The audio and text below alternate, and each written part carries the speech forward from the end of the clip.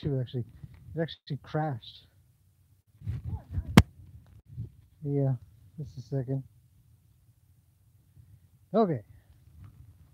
Should be good now.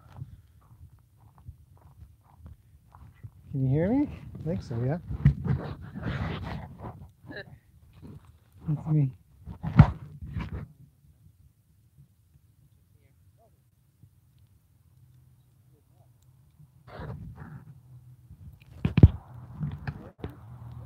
Okay, we should be good.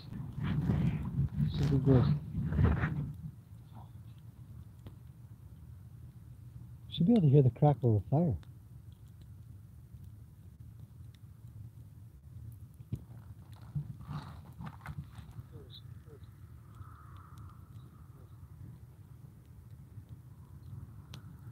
I just have to remember not to move. Oh.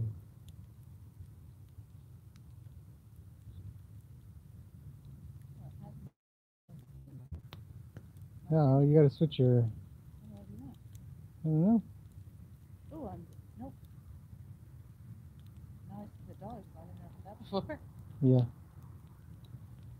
Okay, so turn off my flashlight. Whew. Fireside chat. I have no idea if comments are coming up, so what I'm going to do, or what we plan on doing, is I've literally got a list of 50 or 60 comments that I haven't responded to yet. We've been busy, and you guys are busy commenting. But hopefully we have a few people join us for our fireside chat. A little bit of wine. Not much. Mainly because I only got a tenth of a glass, but. Oh, stop. Alright, don't mind us. We thought we'd just share a fire with you guys. What the heck? Why not? Because we can. It's the internet. So, I don't know how I pay attention to both comments and all my questions on here. Is any? Well, everybody saying hello? Just saying hello. And then it's so cute. Unicorn Lover just said, "Why am I always late?" You're not late. Don't worry. You're right, just on time. You're just on time. We've got a fire going. It's 20 to 10. We're doing generous. I'm trying to help Christina find it. We can't. There it is. Oh, She's yeah. never been on YouTube before. Never been on There you YouTube go. before. No. So now she's got a YouTube account. Christina is Jennifer's sister, in case anybody's curious. She has a dog named Luna, you guys have seen. Some people have commented. Where's that black dog? She's, I don't know where she is. I think she left. She's playing in traffic. She's by the grater. Oh, Gator. she's by the gator. the under, grater. Under the grater gator. up. Under the gator. Okay, fireside chat. It's hopefully something interesting. Anybody got something cool to say yet so far before I try to tackle a few thoughts? Okay.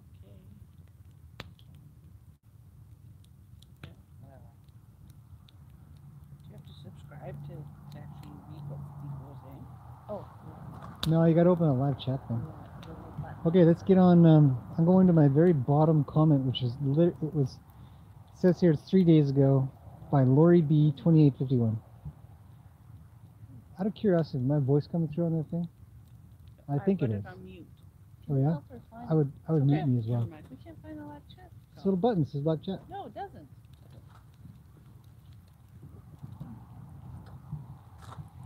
Oh, hi Rooney. What's up, big dog? Yes, your voice is coming through. Oh yeah, cool. How hot do you think it got today? Today was 16, 17 degrees Celsius. It close to summertime temps. Whatever that is in Fahrenheit. So C. Yeah. Carlos. hear. Oh, she says she hears you. Yeah. I'm hoping people can hear the fire a little bit. It's nice. It's warm, toasty warm today in this at this fire. It's not a bad evening at all either. And I don't know where you guys, how you guys, anybody's local, but if you looked up at the sky, maybe even now, but it was better before. But there's a huge ring around the moon from the clouds. It's fascinating. Took a picture. I'll show you guys in the next video. In case you missed it. Isis says, "Where's Old Scratch? What's that?" Old Scratch. Yeah. I don't know. She's probably got a typo. Tell her to put her wine down for a second and retype that. What is she talking about? If she means Zeus, Zeus is inside because he's an old dog. Luna's still young, so Isis is on, eh? How about that? How about that?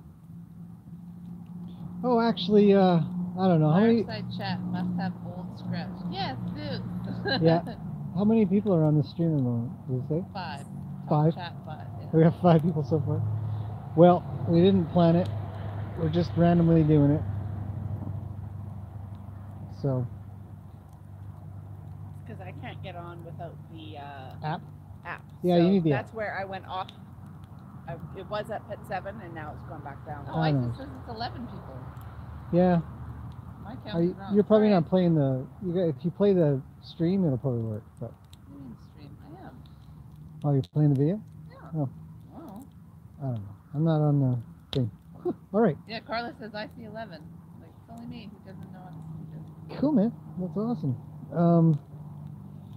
I had an excellent question. Isis had asked me something, and I talked to Jen, and we weren't really sure. So maybe we'll bring it up in this live stream here. And the idea was maybe I'd do a clinic locally here. And we were trying to discuss what would be a good subject to do for a day clinic. You know, in a few months or so.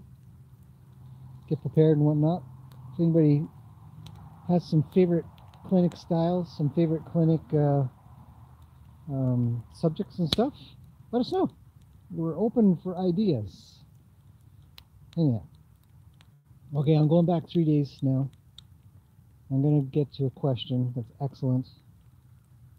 Lori B, 2851. These names that are decided by YouTube are hilarious. She wanted to put Lori B, but there's already 2,850 Lori B's out there. So she's 2851. We don't know. She really likes Baby Gracie, she says. It's a long comment. I won't get into the whole thing. She's wondering if the fact that she's Arabian, if that could have anything to do with being more high-strung or nervous. I think maybe. I think some breeds tend to be a little bit more, I don't know, sensitive or smart even. Her upbringing is has much more to do with it, I think, than her breeding or her breed. I think there are some Arabians that are really great. There's some thoroughbreds that are really great. But each of those breeds tend to have its own high-strung craziness going through them. So, but a more interesting question to this.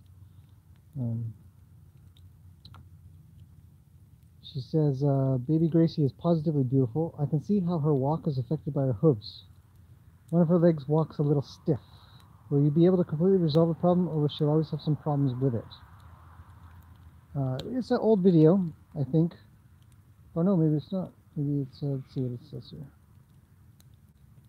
Doing some training with Baby Gracie in the arena. Okay, it's a little while ago. Luna's growling, eh? Yeah. She wants to play. Somebody come play with the dog. Unicorn Lover 99 Sanchez asks, what is your favorite breed of horse? Oh man, that's a hard one. Okay, let me finish this Gracie thing real quick first. I'll get to the question about favorite breed of horse. Right after Luna stops growling at us. It's not gonna happen. Gracie's feet are really interesting. They're fascinating to me. They've come a long ways from where they were. I do believe that she was probably stiff and probably not walking quite right and whatnot. Um, she's got a little bit more to go, and I will do an update soon. I haven't done anything on her hooves for a while since I started talking about angles and frogs and thrush and all kinds of things. But her feet have come really far, especially her front feet. Her back feet have got a little bit of trouble still, and I'm still trying to work some of the bits out that have been in there for probably I don't know how long. I mean years. You know, who knows how long they've been like that. It's a big deal. So we're still working through it. I do believe that it'll get resolved. I do believe that she'll do just fine once her feet are properly balanced out and all of the crud that's been locked in there for so long finally makes its way out. I've just got to keep on top of it, and it's not the easiest thing to do. She's got some very unique feet, but her angles on her fronts have changed dramatically. Her frogs are much, much better, and her bars have finally been mostly taken out and fixed and stuff. So it's an excellent question. A lot of people sort of bring it up, so I thought I'd try to cover that. As for favorite breed of horse, man, that's a tough one. Yeah. Because each breed of horse offers a different sort of thing that you can take advantage of, or I don't know if take advantage of is a good thing. Like, say, for example, you want a really smart horse. Personally, I'd go for an Arabian. So far that I've experienced, Arabians are brilliant. It doesn't mean that other horses aren't really super smart. In fact, I consider most of them smarter than most humans. They pick stuff up quite quickly. But working with Gracie has made me a little bit more um, cognitive of Arabians being smart or not smart. And a lot of people do say they're very, very smart. So I enjoy that. But I much more enjoy the company of Lena, for example, or Luke even. And Lena's a draft Oldenburg, we were told, and Luke is an appendix. I don't know if you guys can hear that airplane. It's coming right over top of us. Anyhow, so, you know, and Lena's really good looking, but I like Roni's look. He's a quarter horse. I like the quarter horse look. They look usually quite well balanced. They've got a nice even sort of flat look to them,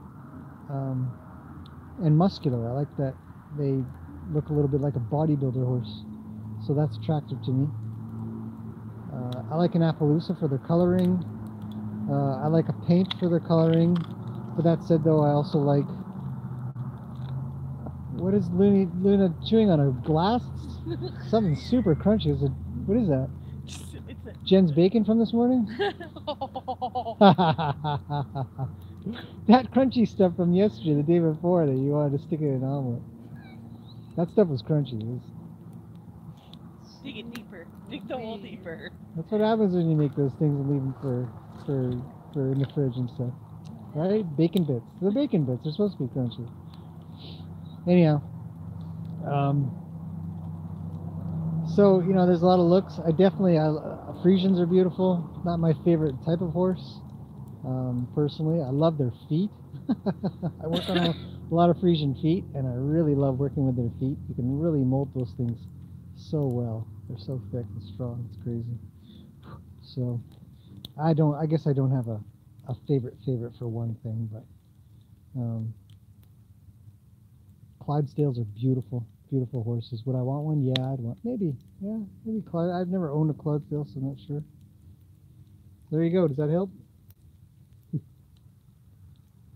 I don't like thoroughbreds very much. If you ask me my least favorite, it might be a thoroughbred. What? Sorry. Isn't Vinny a thoroughbred? No, he's a standardbred. Yeah. And speaking of that, I actually do love standardbreds. Yeah. Jayla is asking, have you ever heard of a Cleveland Bay? Aren't they from Canada?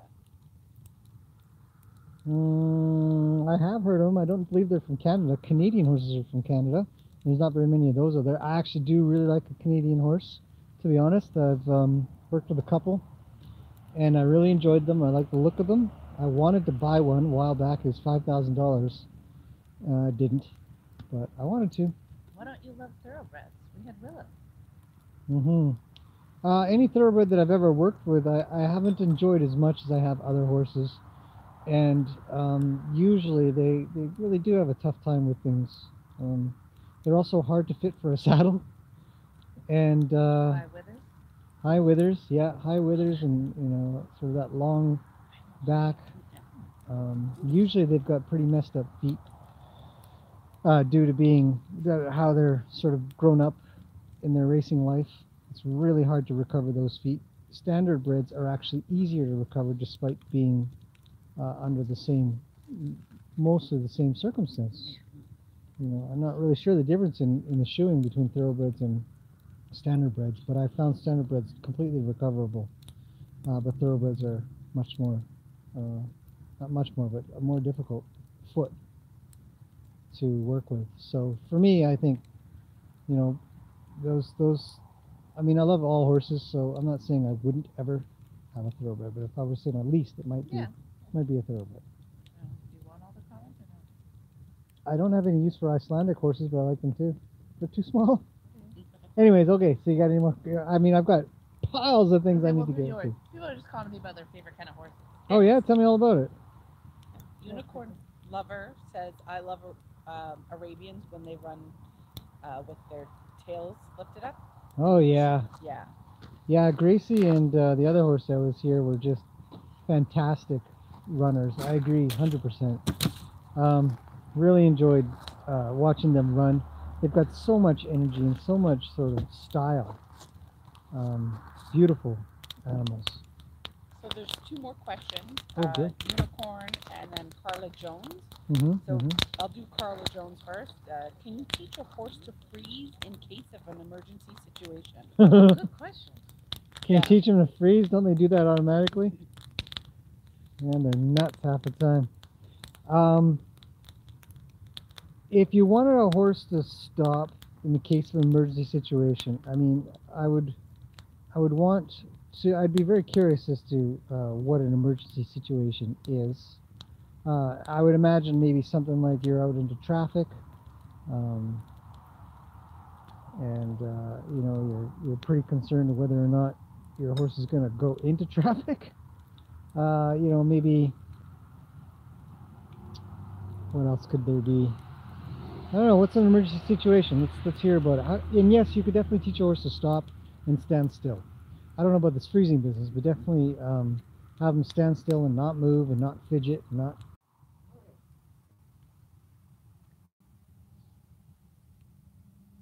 It's funny because mine's so far behind, I still have the screen. I still have If you move fire. the little red thing all the way over, then you're. Mine looks like this. Yes, push your little bit. That's because you have some weird new things. So. The answer There. to the question. Okay, you guys, we should be back. I hope.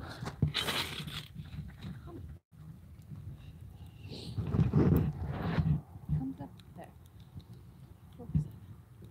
there. Oh, sorry.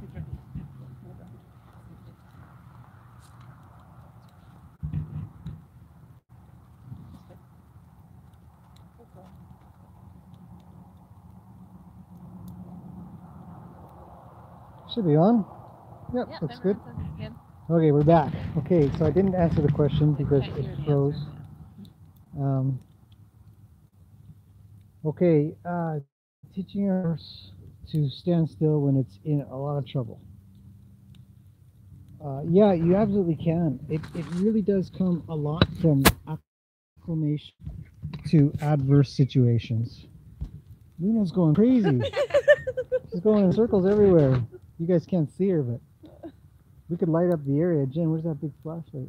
It was on the chair that you moved. That I moved.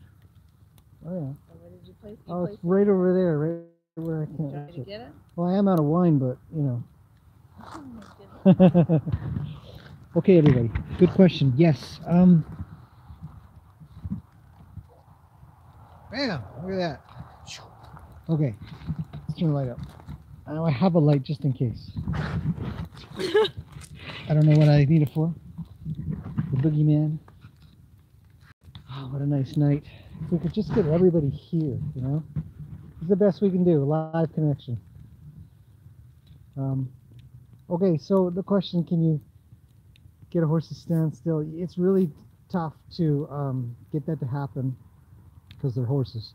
And a lot of times they're just going to freak out on you and try to get their leg free and, skin themselves, you know, deglove their leg is what it's called, which essentially means to take the whole skin off. Some of them will take their hoof off. Not the whole like hoof, like, but the wall of the hoof, and they'll cut that off. But you can definitely work on cues and you know, whether it's your vocal command or whether it's by touch, that you can just reassure them. So this is one of the reasons why I talk a lot about acclimating your horse to just anything and everything you can, so that when they do freak out and they do get really worried, they can come to you and, oh, did your sister drink it all? That's the problem right now? Or just spill it? No, I just gave it all to you, so I Gave it all to me. It's like Look at another that. tenth of a glass in here. You keep claiming I'm not that, sure but what's your going on glass around is here. full. Somebody didn't make it to the store. We're having a fireside chat. Settle down over there. Settle down. Okay, but yes, so the way we do it is just, you know, get your horses used to stuff. Let that noisy car go by. That guy needs a muffler. Get a muffler.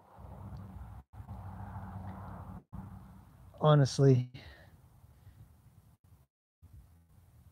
YouTube is such a piece of junk app. Why doesn't it run properly? Tell me now. Okay, we're back. Hopefully you guys Carla Jones says I stuck even with did us. the latest upgrade. Yeah, I did. I updated the thing. I specific Jen asked me, "What are you doing?" And I'm making sure things are updated and good. No, no good. Still just crashes every 5-10 minutes now. So yeah, so get your horses used to stuff. Absolutely, you can train them to calm down. You show up and they'll just look to you for some guidance. But it takes time, it takes acclimation. Some horses are just calmer by nature and they'll just stand there. I mean, I think the one, if I were to say a breed that really stays calm, it would definitely be standardbreds. Those things are just rock solid most of the time. So, you know, they're a close favorite for sure for me, for their mind, for how calm they are and good they are. So, yeah, you can train them, you just got to work at it. Any more questions? Any more cool thoughts? Who's got some? Everyone's asking why you haven't mentioned Mustang. Because everybody loves the Mustang.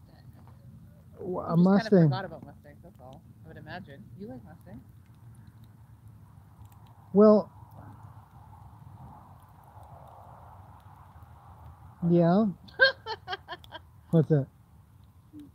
I said you love them. You're like, well. I definitely do. I definitely like Mustangs. I like the look of them. I like their mind. I like working with them. I would say that I definitely don't have enough experience with them in the mindset of being ridden and worked to call them, to be able to say something like they'd be my favorite. So I guess when I get asked, you know, are they as a what's your favorite breed, it would probably be because I'm thinking about how they might sort of work within the lifestyle that I have or want, or to go and do things together and be together. But I definitely, I would, yeah, Mustangs are very cool. I like them. Yep. Jen's smiling at something. She's got something going on. No, I was wondering what Auntie's doing. She's, And Abia? Abia Ranch? Yeah. She's like, so when are you guys coming down? And I said, well, maybe this Soon. summer. Let's do this. She's in California. I was like, that's a great place for summer vacation. Yeah, as long as your mountains aren't on fire like ours are in the summer. And Gwen says she would love to travel to Canada. Yeah, you should. Canada's beautiful. Big place though. Lots of places to go. Ooh. Um, sorry. it's you know, and anybody that's around that's like, hey, you guys are watching, you know, you're watching stuff and you thought maybe you'd come by and pet our horses or hang out with us and stuff, you're welcome. I said we have bunk beds. We have bunk beds. Carla says my horse got caught in a fence once. I got her out safely but had to walk her 3 blocks around to get her back in pasture. She wouldn't go through the hole in the fence she was just freed from. Yeah, Funny, eh? They What Isis says she'll take care of the horses if we go to California. yeah, I bet Isis is happy to live here. It's true. Which we very much appreciate, and we will be taking you up on that. So, careful what you offer. It's true, you know, you get horses out of a predicament of some kind of problem, you know, they get themselves caught, hurt under a fence of some sort and stuff like that, and you're like, hey, go back through, and they're like, no chance, that's not happening. But a lot of the times, you know, if you've got your groundwork pretty solid, you can, what I mean by solid, you can be good, but really solid will definitely get you through those trouble times. Those times where, you're gonna, you know, whether it's just getting them through a gate or onto a trailer or through a fence that just busted or jump over a log or something like that, or some ditch they just fell in, you got to get them back the other side. I've had all of these items happen to me, and there's going to be times where you just got to get them back through that water, across that stream, whatever it is. Say, this is the only way home. Too many times under trees, you have fallen trees, and you have to take your gear off just to get under it, and pretty resistant. They might bump their withers or something on it, and you just gotta get them solid with that. So keep working on groundwork, keep making sure they listen to where you ask them to put their feet, stuff like that. And what's your favorite color? There's a bunch. Unicorn is wondering, and she's saying if she could choose the color of her horse between a bay or grula. I don't know what that word is. A grula. I like grulas. I would choose a grula. She just loves the color. Yeah, I like grulas. The Mustang was a grula. And then blue roan or red roan? Blue. 100% blue. Love them. Yeah. Carla says buckskin color and pink. Buckskin and pink, yeah. I like a buckskin, that's for sure. They're a really nice coloring. Different than a palomino. Yeah, blue roan over red. I like red roan, but blue roan is just really cool. I need to see more pictures of these horses. Yeah, you should check out. I mean, we've got a bunch of horse books here. We're actually starting up a library here. For anybody that's local that's watching this, I'm putting together a library in the classroom that people will be able to borrow stuff from, because I've been through it. I read it. They're good. I recommend them. So we've got a couple things out on loan already. And then some stuff just turns into reference. People show up and they just want questions and say, well, this is for reference. Check this out. Take some photocopies. Watch your wine. Luna, come here. Luna, come here. Don't go through there, though. Go around. Go. Good girl. Look at that. Come here, Rooney. Look, everybody. This is Rooney. We'll put the flashlight on, but see, I don't know if you'll see her, but come here, Rooney. Don't. What are you doing? Where'd you go? Oh, good girl. Okay, this is Luna. You guys can hopefully see her. Can you see her? Kinda, yeah. Yeah? This is Luna. She's in the spotlight now. Hey, bye, Rooney. Oh, come back. No? You want me to turn the light off? Forever before I saw her. There, now what? Yeah. You have to keep moving the little red. Hi, Rooney. What are you doing? Oh, don't bump the microphone.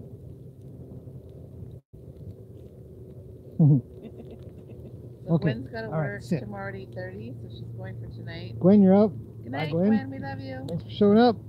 Heather Brown is saying, hi, I was wondering if you have ever worked with a mule, and if so, could you speak on that experience? Just a little.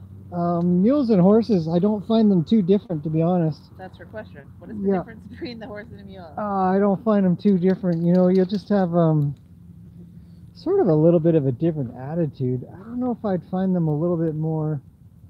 I mean, some are a little more nervous. Some are a little more dull. You know, that's why I don't really see them anything. I mean, I sometimes have a tough time discerning between the difference between the horses and the kids. I sort of treat them the same in the end. Like, you stop there. Oh, that's a good kid. Good job. And so, I don't know. No, I don't really find a big difference. They're adorable, you know, their fuzziness and stuff like that. So I might just end up. I just treat them the same. I don't really treat them too different there. Yeah. So I wouldn't sweat that. I mean, if you're wondering what the biggest difference is, I think it's really going to be their upbringing, but they're usually pretty solid animals. Yep. Yeah, Bia Ranch says she has burrows too, and she has no idea what she's doing. No, treat them a little bit like horses for sure. They're an offspring of horses, anyways, aren't they? I mean, they're going to have the same kind of mindset. If we think about it, if we just sort of break it down physiologically, they're a herd animal, they're a prey animal. They got eyes on either side of their head. They got 4 legs and a tail and a long neck and all that kind of stuff. You know, so as such a case, you really got to be able to move them around. You got to be able to do the things that you can do with a horse. You have to be able to get them to get out of your way. You have to be able to get them to respect you and be safe. Absolutely 100% there. As for, I mean, trying to get them to do all kinds I've seen some of these go into shows and they're just fantastic. People really work with them and get them thinking. I don't know if they're, you know, if we look at them whether or not they're smarty pants or something like an Arabian. No. Shh. I did hear something. Yeah, the door's shut. Hey, Luna, you're good. You're in big trouble now. Look, your owner got up. You're gonna get it. Somebody, she's picked up a stick. Everybody. I'm just kidding. I'm totally joking. I'm totally joking. Okay, Really? so Carla says, I just want to tell you, Graham, I love your training style. Your patience and calmness is awesome. I can Oh, see your wow. horses trust you so much. Thanks, Carla. I don't know if you guys can hear Jenny talking, but Carla's giving me a big, huge compliment. Thank you very much. It means a lot. You know, we put this stuff out there, and you know, I just think,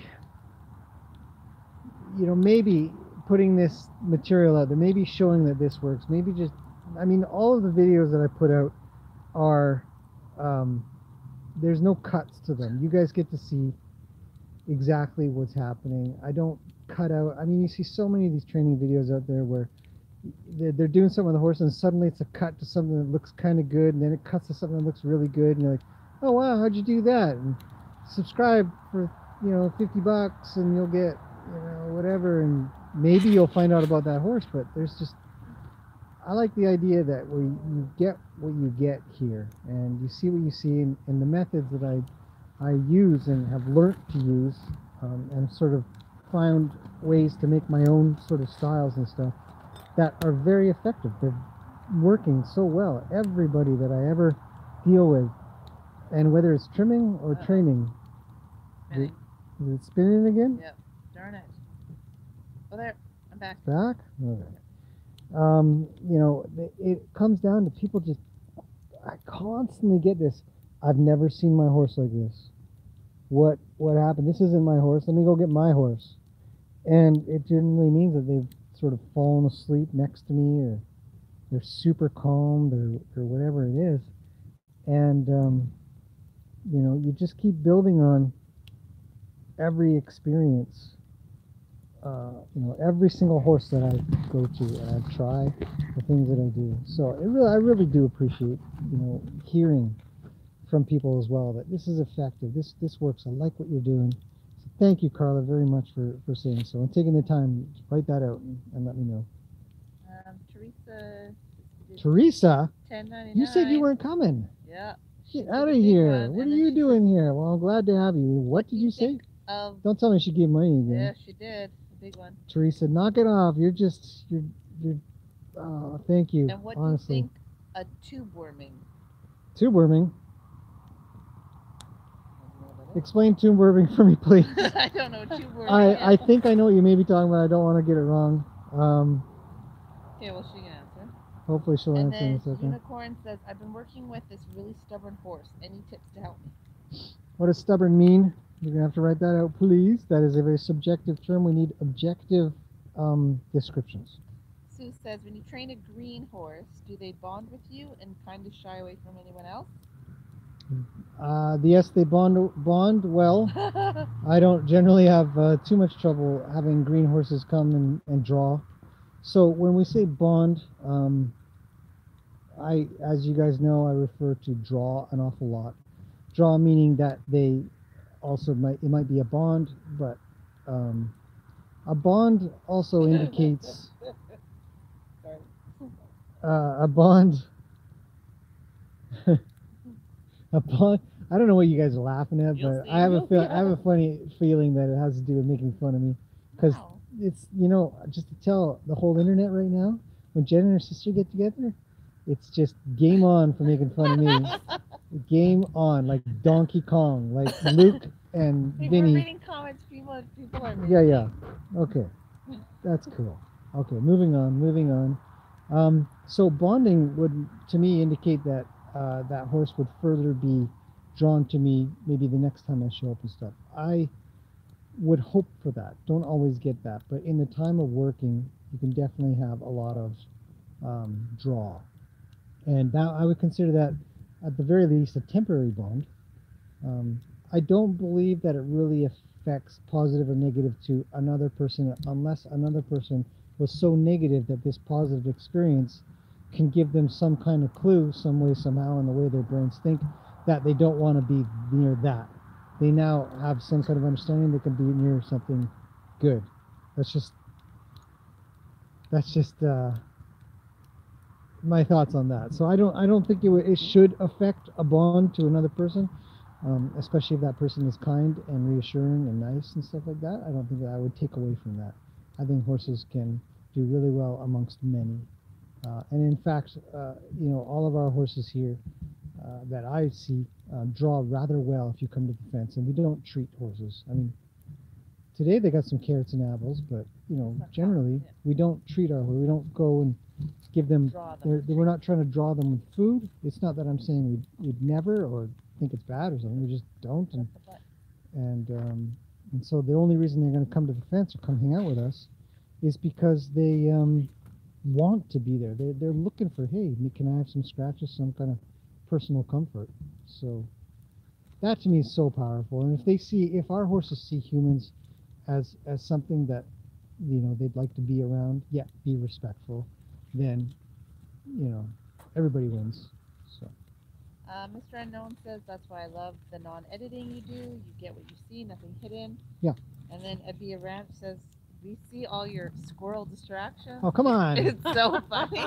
Come on, people. people. We were laughing at. Don't Yeah. blame Christine and I. Squirrels. And then Isis says, yes, the non-edited is very helpful. Yeah. Carla says, oh, and then, okay, so I'll get back to that. And then someone says, oh, where was it? Carla says, LOL, so right, squirrel thing, love it. Squirrels. I don't pay attention to squirrels very often. That's Zeus, you guys. That's someone is saying the dog. Through the nose, I believe. And, so Isis said you have to be careful not to get into the lungs. That should do it. It's kind of old school. Yes, that's tube worming. Okay, so I've seen, I've never seen tube worming, but I have been part of stomach examinations where it's the same thing. They take a tube and run it down into their stomach, and essentially then goes in the scope. So they'll scope the stomach for ulcers. Would I ever consider worming a horse through tube worming? No, I wouldn't even be bothered with that. That just seems silly nowadays. I mean, unless the horse can't eat or something like that, but you'll find that there's also ways, at least from my understanding from my vet, there are shots that can be given that can also put some chemicals into the bloodstream, which is the same thing you're doing anyways with worming, that can affect both not lice, not fleas, I was going to say, but lice as well. And so I don't, if it's an old school thing, I'm not surprised. Maybe they, would do that to give fluids. They do that to maybe give some nutrients somehow directly to the stomach so the horse doesn't have to chew. Maybe they got a mouth problem. I wouldn't say it's bad, but I just wouldn't be bothered with that. Why would you do that? You'd probably have to trank them, right? So you got to tranquilize the horse. I mean, I'd have to have a good reason why I couldn't just spend half the day getting them used to. I mean, this is worming. This is not some kind of priority. We better hurry up and get something in their body or they're going to die. This is simply worming. You spend a day or two working on getting near their mouth. Maybe you got to get something in there. Some horses will take it in their feed. You offer them enough sugar, pretty soon they'll just, you know, take down the medicine as is. It's a bitter, crappy tasting stuff, right? But you should be able to get there. So, you know, I don't think it's necessary. I think it's probably not worth doing based on how much the horse would probably hate it. I mean, have any of you had a tube up the nose? I have. When I was a kid, I hated it. So, no thanks, you know? So, Unicorn Lover has responded to the stubborn comment. Oh, great. She says, the horse that I am working with is really lazy and won't do anything at all. Lazy is another... I'm going to have to pick on you a little. I'm sorry there, Unicorn. But lazy is also a rather subjective term. But I'm going to sort of... I mean, if you want to type a couple things out as well while I cover what... But I think... God, I'm actually getting warm. I'm going to take off my sweater now. This is a good fire. I brought some good wood. Where did all the wood go? Have we gone through all the wood already? Yeah, it's not warm over here.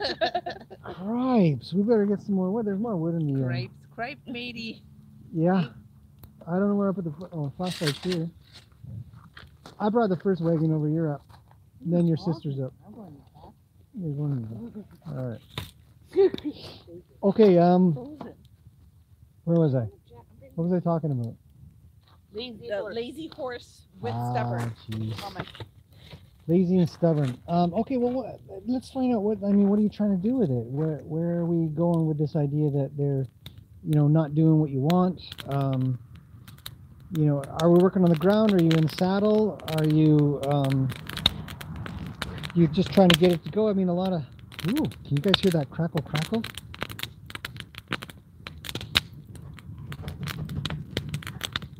It's good stuff right there. Put some cedar in. What a great night sitting around the campfire. I got me some Fireside envy. Who's that? That's from Faith Brat. David. Dude, you ought to show up, buddy. You don't live that far away.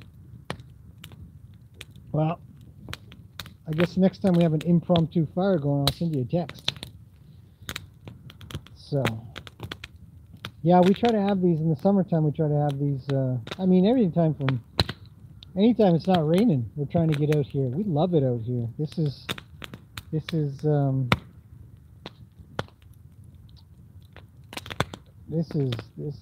don't even know how to explain. This is peace to me. I love this. I could stare at a fire, watch the embers burn, listen to that crackle. You know, it's nice. And we get to invite you guys in. It's awesome. So, Carla Jones asked, there's no comment about what she means with the lazy horse. not yet. Carla Jones asked, tell me about colic in horses. Colic. Colic is preventable. That's what I say. That's just maybe my opinion. Okay, hang on. Let me get to that, Carla. Hang on a second. Okay, back to lazy. Most experiences I have with horses that you try to get them to do something. Okay, well, let's do from the ground first. So you want a horse to understand some groundwork and you want them to get going. And maybe you got a rope and you're swinging it around and they just stand there looking at you like, I don't know what you want. It may require, I mean, for example, Peggy's like that. And I wouldn't call her lazy. She's not a lazy horse, but she definitely doesn't really care about whether or not you swing a rope at her much. But she really cares about whether or not you swing a plastic bag at her. I might, if I can get her owner to let me, we'll do a groundwork thing with her, and I'll show you how much she gets. What? That's not gonna burn. That's a massive solid. Oh, I hope that goes up. Holy, the cedar sounds good. Nice putting that in. You guys need blankets? I'm in a t-shirt. I'm ready to toss some shorts on at this point. Am I on the hot side? What's going on in this joint? Apparently. Yeah, it's hot. Well, sit closer. Maybe I'm, 2 feet closer than you guys. Anyways, okay. So if I'm on the ground and I can't get something done with a rope, for example, I'll probably try a different tool. Some horses just freak out if you use a pool noodle.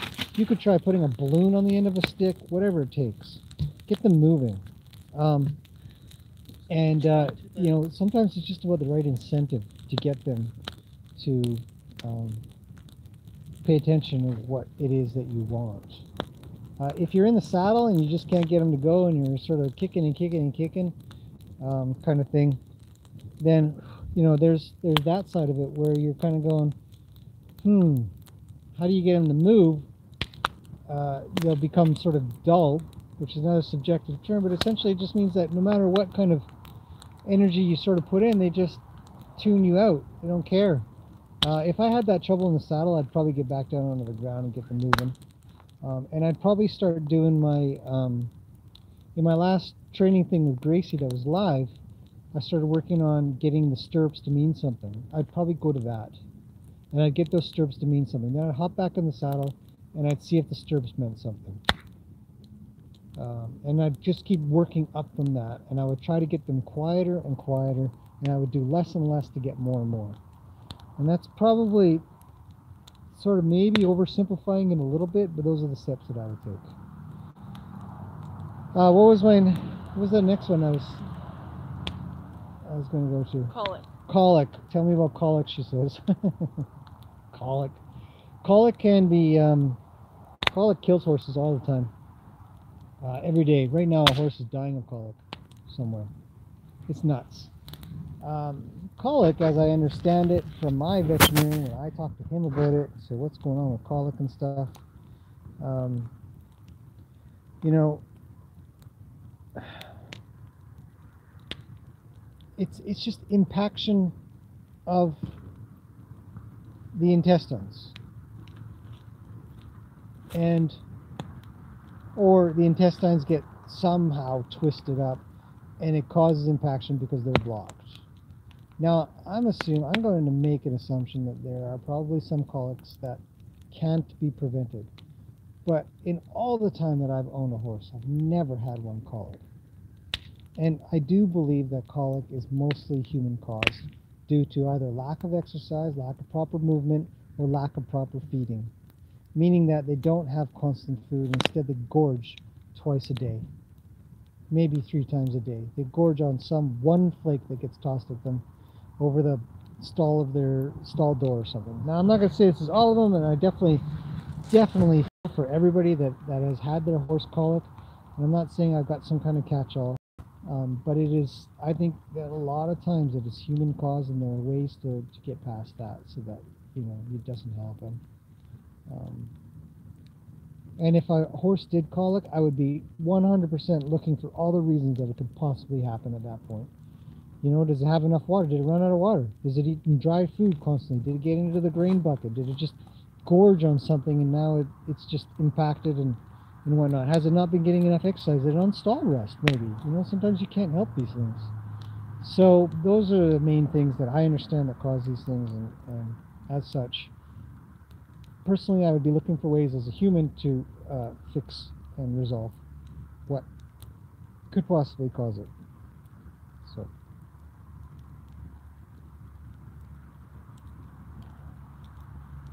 How are we doing? Anybody else? Can I move on to the next one that I've got? Abia Ranch says, one of my Mustangs seems to fall asleep when I want to work with him. Do they get tired after eating?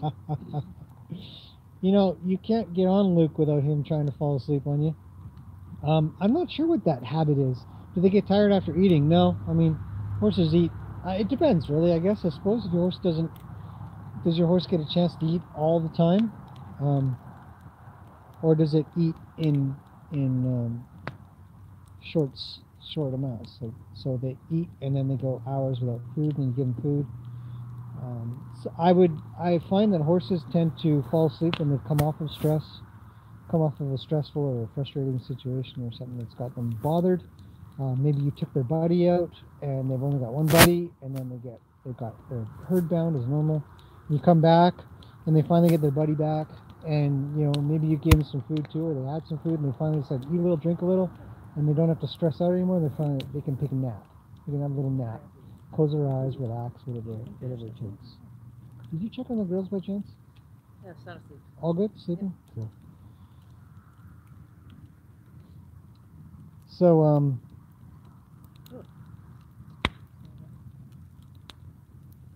sleepiness. It's Jean says What are you gonna about do? sleepiness. Jean says my boy fell asleep with me one time and smacked into a parked car. Wow. The sleepiness subject is a good one. I mean, Luke does it all the time. We teach kids, and sometimes Luke's teaching a kid, and the kid gets on. And even sometimes when I get on, he just starts to doze off for whatever Remember there reason. was that one horse that used to fall asleep as soon as it got saddled and would actually fall over? We'd see it. Oh yeah, I don't I remember whose name horse that names, was, but it's but there are some horses that just you would get so relaxed. they just fall asleep. Yeah. And he would just fall over. And Luke does too. I've taken him to games. I remember this. I have this vivid memory of going to Games Day. And Games Day is this really cool event that you go to. And we have them here. A couple places put them on. And essentially you do some kind of event, usually on your own. You go into the arena and you got to go around some cones, or you got to go around some poles, or you got to grab some flag or something, put it somewhere else. So it's a game, and you're timed. So it's called Games Day. And we went to Games Day this one time, and I'm standing off to the side with him and just waiting my turn, because there's like 20, 30 people that are in this thing. You gotta wait for everybody, and if it's a 20-second thing like barrel racing or something, I suck at barrel racing, but some people get it done in 15 seconds or something. So your turn comes up rather quick. Some of them are long, a minute and a half, 2 minutes. You got to stomp on an egg or something, go around some ring or whatever.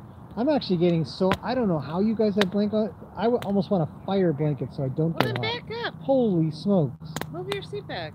It's hot. It's hot.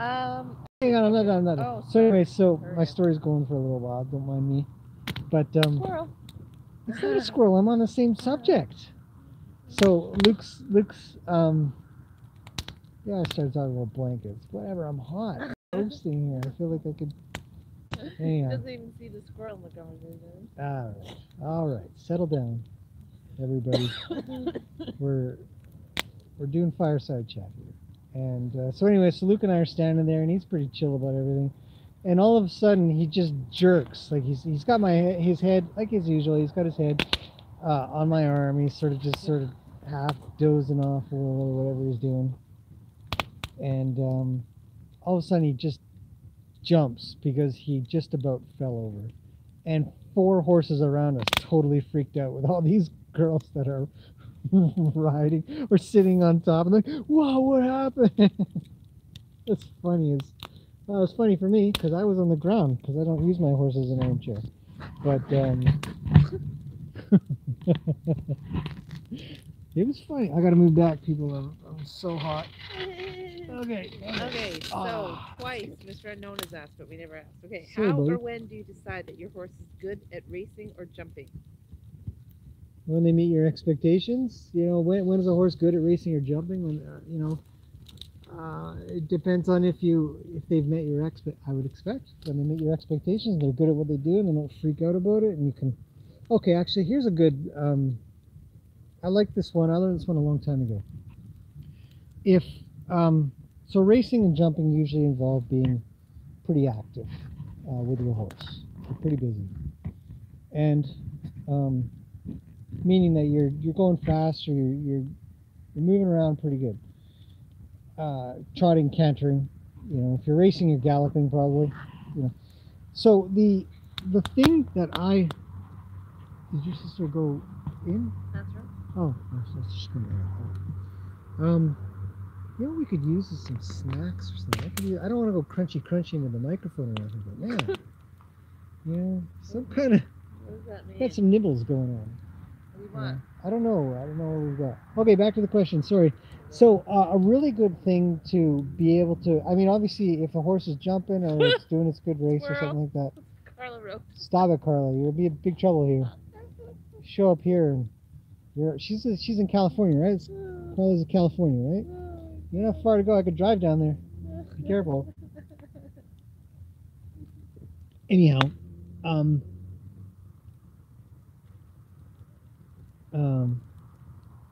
where was I? Okay, so the thing that you can really tell if a horse has got things right is that where you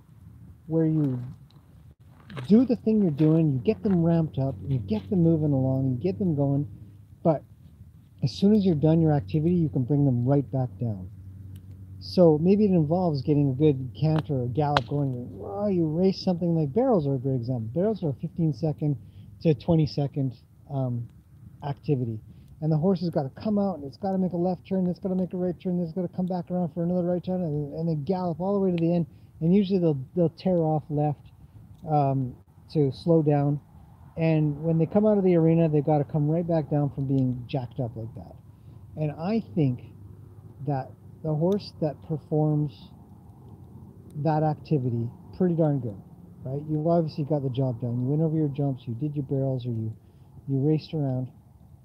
And then when you're done it and you bring them back down, you give them a little pat or something like that, and you say, hey, calm down. You're able to just kind of walk off after that, and they're not jacked up and trying to get all worked up.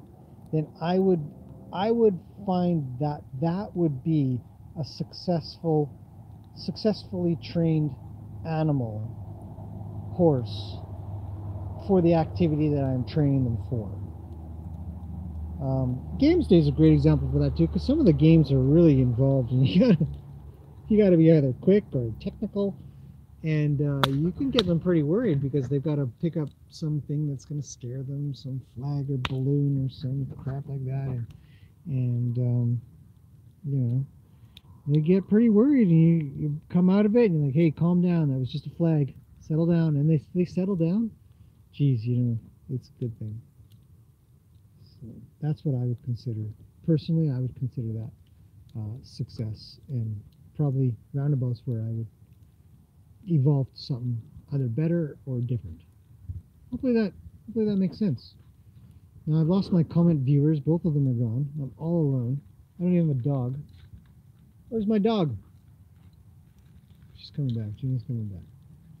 What do you got? Snacks? Are they crunchy snacks? Everything you have is crunchy. Everything I have is crunchy? And mangoes. Oh, mangoes not bad. I like dried mangoes. Granola bar.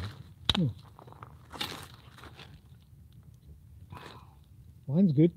Bought good wine. I know. Okay, you gotta catch up on comments. Do you have any clinics coming up, Graham? And then Mr. Unknown says, last question, would be your objective for any of your horses, would that be the objective for any of your horses, or don't have the time? I don't know if I understand. Is that what you were just saying? Well, I was talking about getting horses worked up and bringing them back down, and being able to just carry on calmly after doing some activity that's exciting. Yeah. Every horse that I work with, if you've ever seen any of my training that you maybe watch, the Gracie one is the latest. I think it's a great indication. She's going to get jacked up midway, but I'll be doing everything I can to bring her back down, and we'll end on something soft and quiet. So yeah, that is always my goal. Every time I work with them, I'm trying to do exactly that. And I get the pattern where, there's going to be something that's going to worry them. Why is the light on out there? I think, oh, it's your sister. No, she's inside. No, she came around here. Oh. She's right there. Okay, so do you have any clinics coming up? Yeah. Wow. I do. I mean, one of the questions I brought up in the very beginning of this stream, you may have missed it. We're thinking of doing something in the summer. A clinic. We haven't figured out the topic yet. We're wondering if anybody had any ideas, some favorite clinic topics, or subjects. That's also not going to be here. The ones that I'm going to do here are archery, horseback archery, and probably more hoof clinics, understanding what a good hoof looks like and why it should look like that, and in turn what bad hooves look like and probably why they look like that. So I'd say the majority of plans are those, and we'll see what kind of goes as it goes. I'm pretty flexible and pretty fluid in the way I do things, but I understand that it's important to plan things out too, so that People can be prepared. Story of my life. How's it looking? Looking good. Carla was like, snacks, yummy. And then Base Yeah. Brad says the audio and video quality of this live stream is the best ever. Mr. Unknown had said, thanks, mate. By the way, the picture quality is not so great this time. Carla No? says, true about quality. Mr. Unknown says, well, don't know, maybe it's the darkness. Audio is great, though. Yeah, we fixed audio problems completely. We know exactly how to work it now. The video, if you check, sometimes my phone or computer will put me in a lower quality mode based on my internet connection, not mine, but mine as a viewer. So I would just double check to see what quality you've got going on for the video part. You can like down in the right hand corner or top right or something like that, the right side, there'll be a little button. You'll be able to choose what quality video you're watching. And sometimes it'll stick you all the way down to 144p, which is garbage. But it should be 720p. It's a little dark, but that's that's what it's all about around here. It's super dark. Well, I said you're missing out on eating a snack, so he's not really seeing much audio or video. Yeah, you're just enjoy the fire like we are. Base Brad says, I'm going to sign up for whatever clinic you run. I admit to knowing very little about anything, but I continue to pick up new information every day here. Sounds good, man. We're happy to have you, David. Anytime you want to kind of come on out. And I told him I'm going to make him twice baked potatoes because he loves them. You're going to make them twice baked potatoes? Yeah. Carla says, clinic topic, rescue/troubled horses. All good for me on quality. Mm-hmm. Sue says, if she ever gets up there, I'll bring you some of our great California wine. Yes, oh, yeah. please. Yeah, you see, actually, an interesting, I guess we can get into wine a little bit here. I've been to Europe, I'll just generically call it Europe, and I loved the wine there. So much better than the crap that we have here. BC wine is okay, but it doesn't compare to the stuff outside of BC, because we have some law that forces us to put in preservatives or something. So even any of the stuff that we get across the planet, they still have to modify it for Canadian law, from my understanding. And it isn't the same. There's no way it's the same. Mm-hmm. I could be wrong, but that's... Her nose is whistling. Don't worry, I'm not saying anything about your wine. Oh, that's my understanding, and it's my experience as well. So yeah, I mean, California wine is probably tastes like good California wine. Give that a go. I'll give it a go for sure. If you can bring it across the border. Good luck with that. Be our moonshine runner. I mean, wine runner. Let's do it. Mr. Unknown says, Base Brad, if you hang around this channel for some more time, you will learn heaps. Base Brad said, I think it's the dark that is the video thing.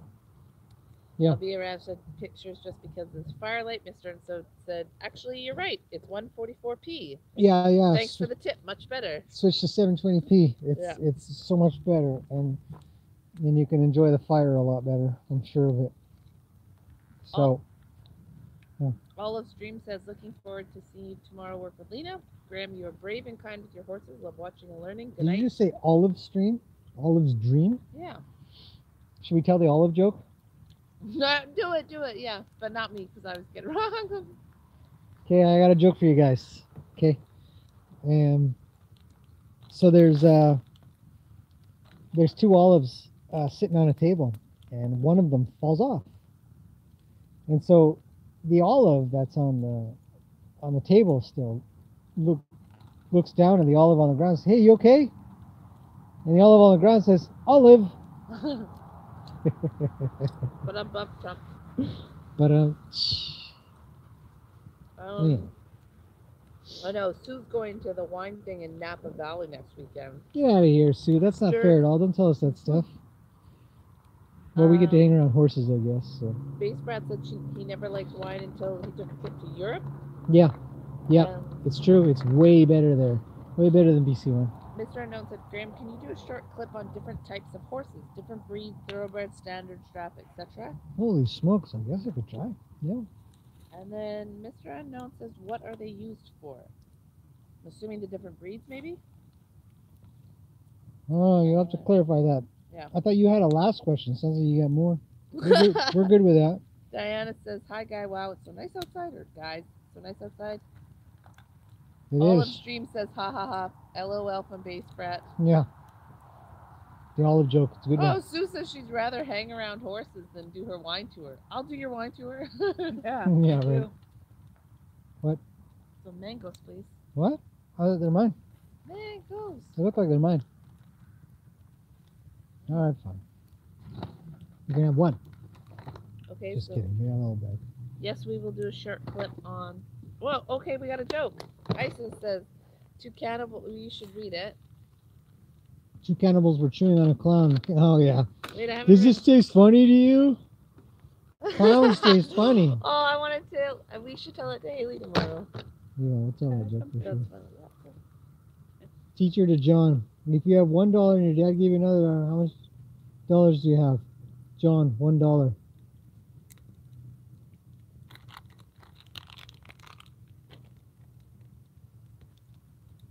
Totally lost, man.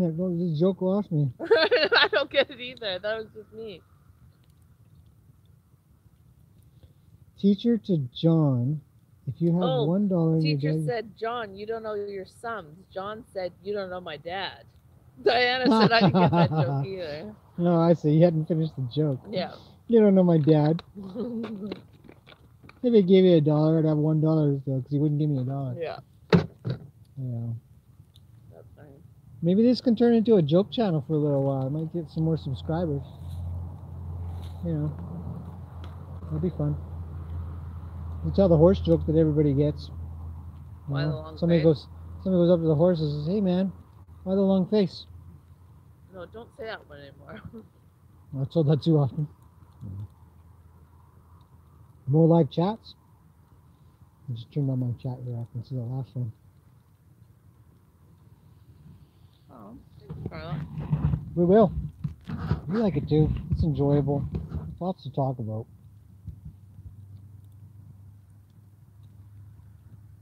Fire's kind of coming down though. I actually have to move my chair back up. We have a busy day tomorrow, but for us it's only 10:45. It's not too bad for time right now for me. I usually don't go to bed till about midnight or so. Super nice night. Quiet. You can hear some frogs. What? Yeah, croaking in the background. Frogs are coming out. Tell us your funniest horse experience.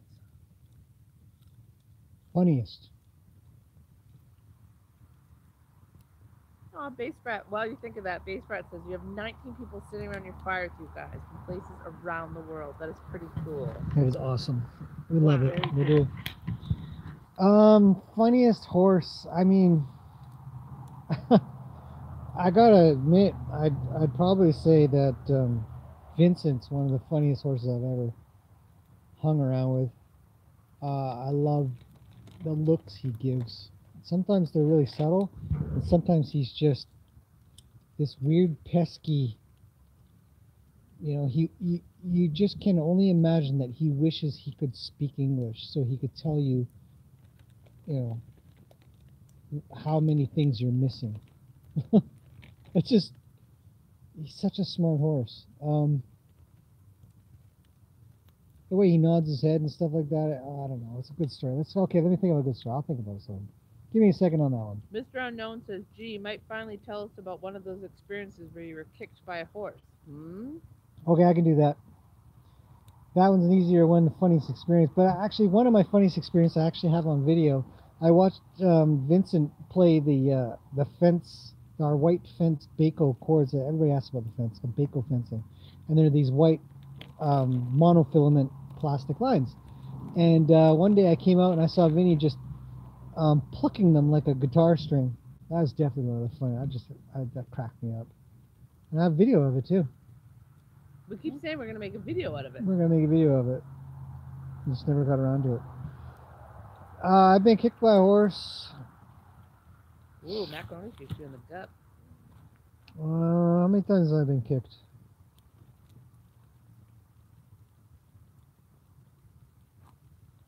A few times, not very many. When you get kicked by a horse, you very quickly, very, very quickly realize that you don't want that to happen ever again. So you become far more adverse to being. Are we out of wood? What? You have something to say there over I said the whistling is my nose. there? Oh, do we have any? We don't have any more wood. You know what again? Well, I'm just saying the fire's getting a little low. Okay. Someone made Kicked by a horse. Getting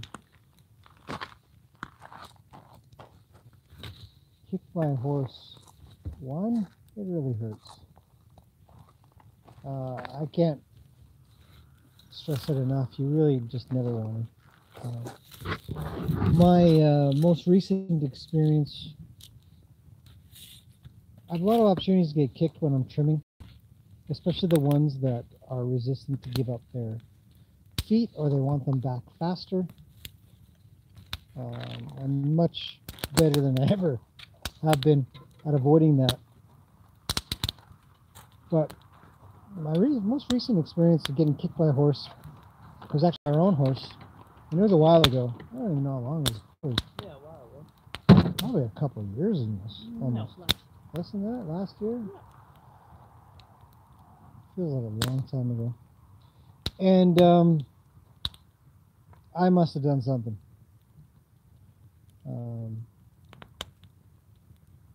But Macaroni had tried to capture him, bring him in or something like that, or whatever I was doing. He was at the gate of the arena, the front gate, and he broke free of the haltering process for some reason. Some other horse had come near, he was just worried, or whatever it was. I can't recall what it was.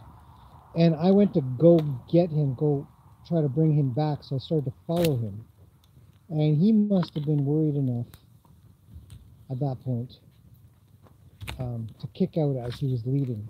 And I was just close enough to catch that in my forearm. I had put up my arms fast enough because I saw it coming. I saw him go to kick, and I put up my arms to block the kick if it was going to land, which it did. And it landed on my elbow and forearm. Oh yeah, there's a bunch of wood inside of the small barn, isn't there? Is that where you got it from, or no? Or from someone else? Your sister grabbed a bunch, so I got even more. Okay, we're making a bonfire. Well, you want to keep Get whining this about done. it, then. And anyway, so that's my fault. That was totally on me. And you know, you can almost guarantee getting kicked by a horse if you chase him down. I watched this one video of this girl that fell off her horse in some pasture. She was riding, fell off her horse. She went to go whack the horse with her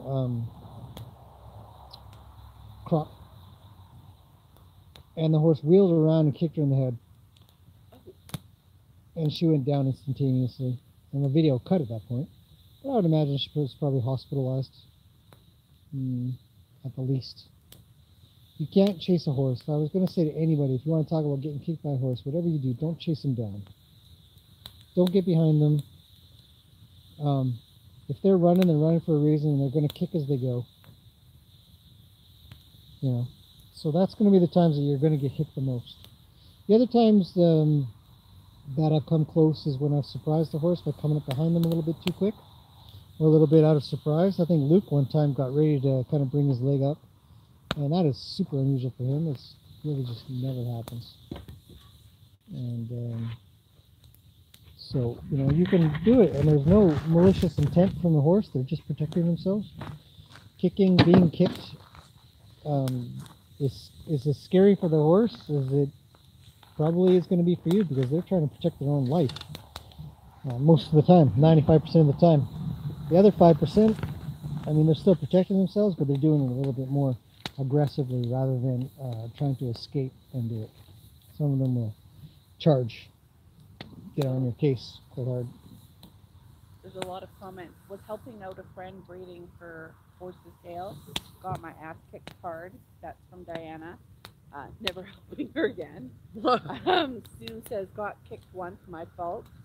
Carla says got bitten when I was a kid. Haven't pissed off a horse since. Laugh out loud. Haven't pissed off a horse since. Mr. Unknown. Wow. Oh dear, must have been hurtful. Yeah, yeah. It hurts. Carla says now I have to get snacks. You have to get snacks? Everybody needs snacks now. Of course. Somebody give me some chips. Carla also asked earlier, have you ever had a horse protect you from something dangerous? Yep. Yes, I have. Yes, we have. I won't get into details too much, but we've had horses protect us from other horses. That would be the majority of experiences that we've had. And I do believe that there's something within horses that does protect both humans and other horses. There are horses that you see quite a bit. Horses will protect other horses and keep other horses away, either by moving the horse that is in trouble, or by getting in the way and warding off and sending off the horse that's giving trouble. And that applies to humans too. I think horses are quite smart and can bond really well to their owners to make sure that they don't get hurt, because they can see something coming far faster than what we can. Weird. Want to talk about dull, unresponsive to something. Humans really, dull. We just can't seem to grasp the danger of some situations. And if we all had some guardian horse keeping us... Why is there so much traffic tonight?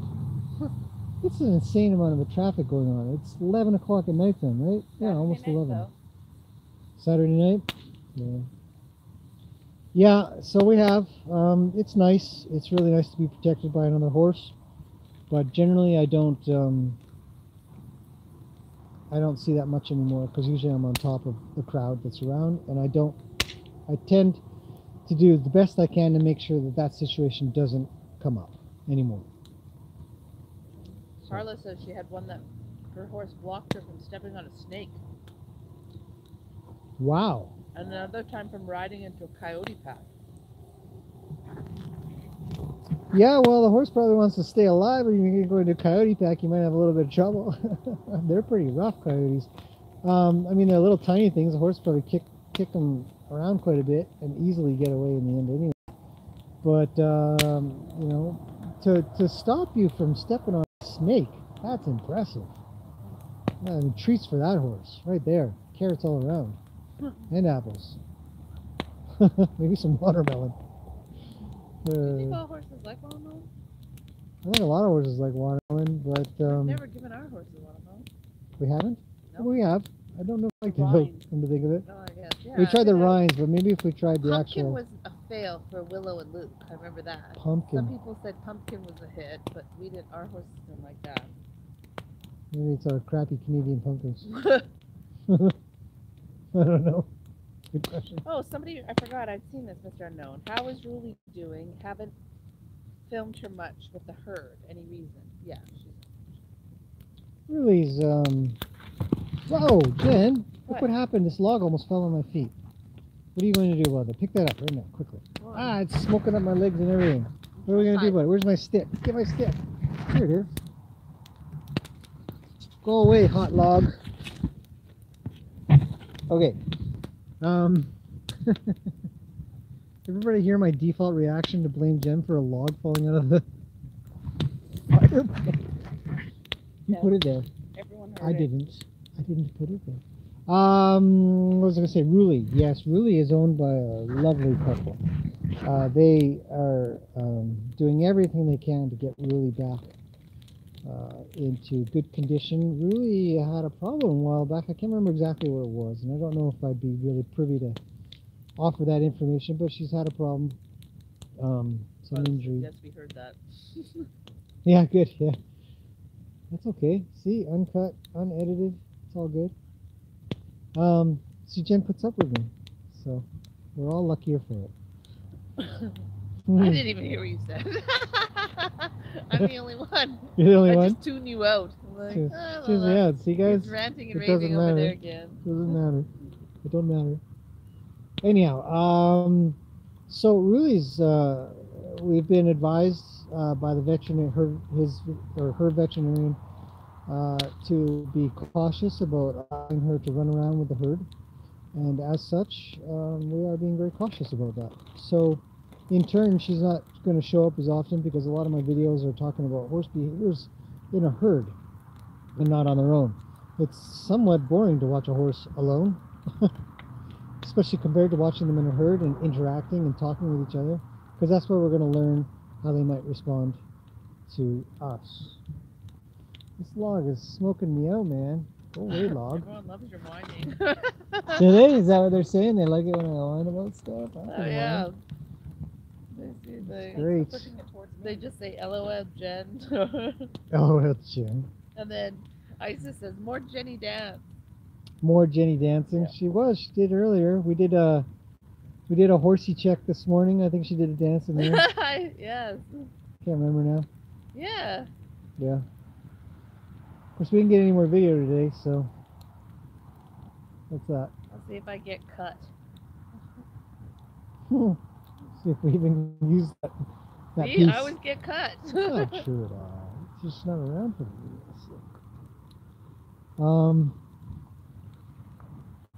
Yeah, but Ruli's great. She's got a beautiful mother. She's really good horse to watch. He says, is that good for her social health, though? No. Macaroni was on stall rest for 2 months. 2 months, yeah. He was put inside of the small barn here, and I know I keep saying I'm going to do videos. It's an important one because there's a lot of subjects covered from the incident that happened of him getting hurt to being discovered with his pastern was cut rather badly. Talking about getting him into the trailer because I had to take him to the vet. Took him to the vet and we got an ultrasound done because we needed to know whether or not he had any problems within the sheath of his tendon. He was then stitched up, bandaged up, brought back home, and then put on 2 months of stall rest, and was a champ. He was medicated, he was rebandaged, I removed his stitches, bandaged again, and then finally free. So, stall rest means that you don't get a buddy around whatsoever. In fact, he was on proper stall rest. Means he was stuck in his 12 by 12 area for 2 months. We spent as much time as we could with him, and he always had a horse that he could see. We had 2 horses in the paddock that's right next to the small barn, and there we put a hay bag out on the fence next to the doorway to where he is. We didn't want him to feel like he was alone. Ruli's not alone. She is surrounded by 3 horses. One she doesn't particularly like. I don't think she's a fan of Springer. No. He looks over and she snorts at him Oh, because there. she'd like to Ears- not share her ears food go back. with him. She's pretty frustrated with him. So in that regard, it's still kind of good for her. I mean, she doesn't really freak out too much. And he just sort of looks at her. Oh, there's a couple of fences between us, girl. Good luck with that. But she's the oldest horse here, and he's second oldest, I think. And I don't know. Maybe they just have old horse conversations. Who knows? maybe it's just that, But it would be nice if really, absolutely, if any horse that's on stall rest is on medical leave, I guess you would call it, could have that ability to still be able to socialize and co-groom, but really wasn't a big co-groomer. The only horse that she really properly attached to, I suppose, was Vincent, because she knew him from before, and Gracie a little bit, because, we sort of forced them to live together for a while. So she seems to be not too bad if we keep horses around her all the time. She's never alone. She just doesn't get to have direct contact. Is that good or bad? I'd say it's always better that horses could be directly social. I think it's a nice thing for them to have. But she's doing well. I would say she's doing quite well. That is a comment, actually. Mr. Unknown is, so how do you choose what to compromise? Yes, you're talking about compromise at some point or something? I mean, really, I'm assuming. I don't know. Better social What health? do you mean? You have to. It's in response to your answer. Well, then tell him that you're not sure. Well, I'm sure you can hear you. This mic picks up a lot of stuff. All right. So I'm not sure what you mean by the what do we think to compromise. What would we compromise on? So. Luke almost got extra love, Mr. Unknown said. Poor Luke, he's been through a lot. He's the most playful. My admiration of him has increased to the next level. Like, not Luke, Mac, my baby. Yeah, it's macaroni, not Luke. Luke's never been on stall rest. He's pretty. I mean, he's had a couple injuries. I did a thing on Proud Flesh a long time ago, but it was an article, so I might cover that in a video. Proud Flesh is a big one.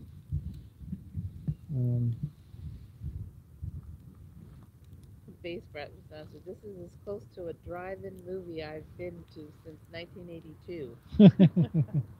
A drive-in movie. Yeah, and all you're watching is a fire. Well, we love a fire. I mean, this fire is awesome. You know, I'd like to be no. I gotta admit, if there's no traffic, this would be tipped out. Proud Flesh, awful. Proud Flesh is Yeah. awful. It's a real pain in the butt. But preventable from getting worse and healable if dealt with properly. So I'll probably cover that. That's a big one. That's almost a veterinarian one, though. I'm going to have to be careful about how many health things I cover. But I can definitely advise on some ideas. But I always tell people, check with your vet. Make sure you get that figured out. Hey, you got some chips? What's happening here? You said nothing crunchy on that side of the fire. Oh, man. If you want chips, I have more. Nah, I'm okay. I'll just. This is a drink. Oh, wine a long time ago. I'm a little parched. I was whining a long time ago. Is that what you said? He was out of wine. Out of wine. So are we, don't worry. Oh, okay. Yeah. Would That's a you lot like of some water? jam. Water? Wait. She has the wine that's inside. I know, I have that gross one from last night. Isn't that Dumped from it a back real in the estate bottle. agent or something? Yeah, my financial agent. Mhm. It's funny, I said I've never been to a drive-in, and Sue's like, yeah, no, those are around. Isa says, you're so young. Diana says, I'm just staring into the fire, kind of tuned out everyone. Carla says, I've got chips. Yummy! Well, she's just pushing it, eh? I'm making my way to California pretty soon here. Would you like a water? My Life Rodeo says, we have Oh, a drive-in maybe. movie. Yeah, Vitamin or regular? I don't know, vitamins fine, I suppose. Or really. Let's move that camera a little closer. You guys can. We will burn the phone. There.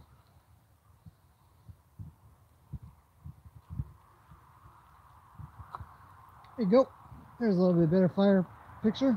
I think. Damn. Carla's in Arkansas. That's cool. Carla's in Arkansas. I thought you were California. Well, Arkansas is a little further. I'm not sure if I'll make it down there, but I'll send somebody. Send somebody to stand in. Take our chips away.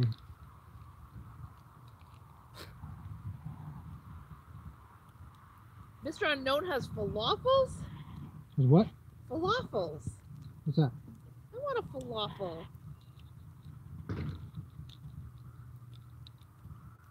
I don't know what a falafel is. What? Those are like those.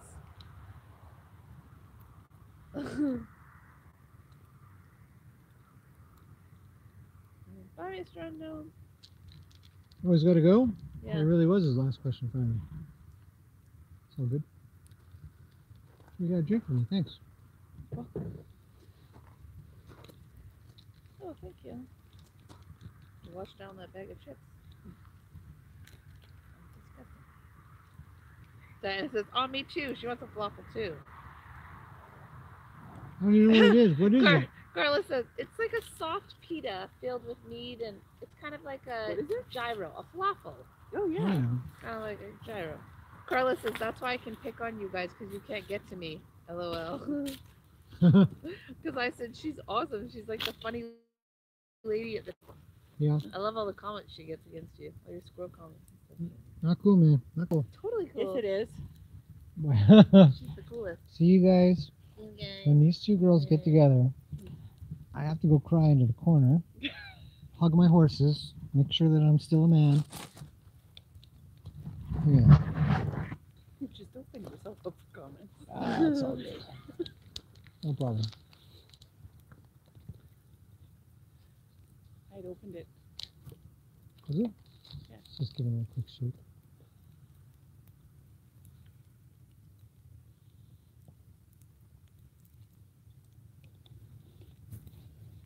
Geez, that fire looks good, eh? Carla says it's only because she likes this, guys. Who's got Jack? What Jack? Oh, fire is magical, isn't it? Heather says, thanks for your generous answers. Have a good night. You're welcome. Base Rat says, after your microscope video, I love falafels. What? I'll bring you one next time I come up your way, Graham.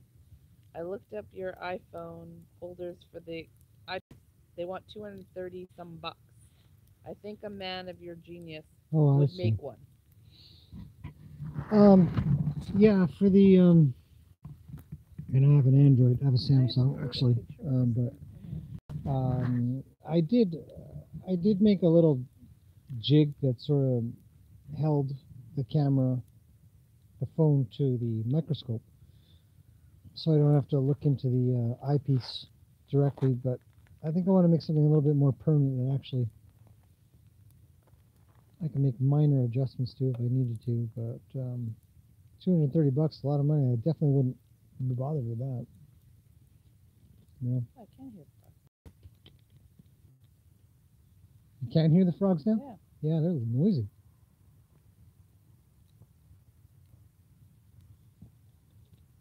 Isis says, where are your pink Crocs? I got them on right here. Where's my flashlight? You don't have yours on, you ding dong. You have mine on. Oh, you've got mine on. Yeah, because That's you have the mine problem. on. That's what I said. Where You're did a my dork. flashlight? You guys stole my. Oh, it's over there. Yeah, well, Jen stole my Crocs, so that was my problem. Isis says, there's a Fisher Price microscope. What mag do you need?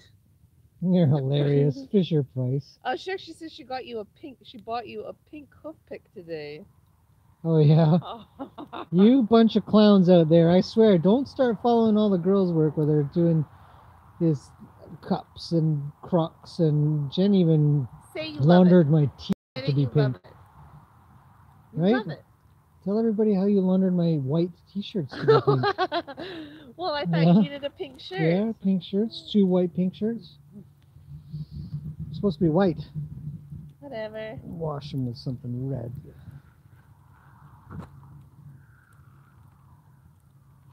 Somebody else tell us a story. I mean, we should hear some horse stories from somebody else here. Somebody write out a story, I'll read it. No, she They've said, been making comments. Isis says, I'm serious about the Fisher Price. What magnification? Oh my goodness, it's never. I don't think Fisher Price is going to work. You probably get a poor.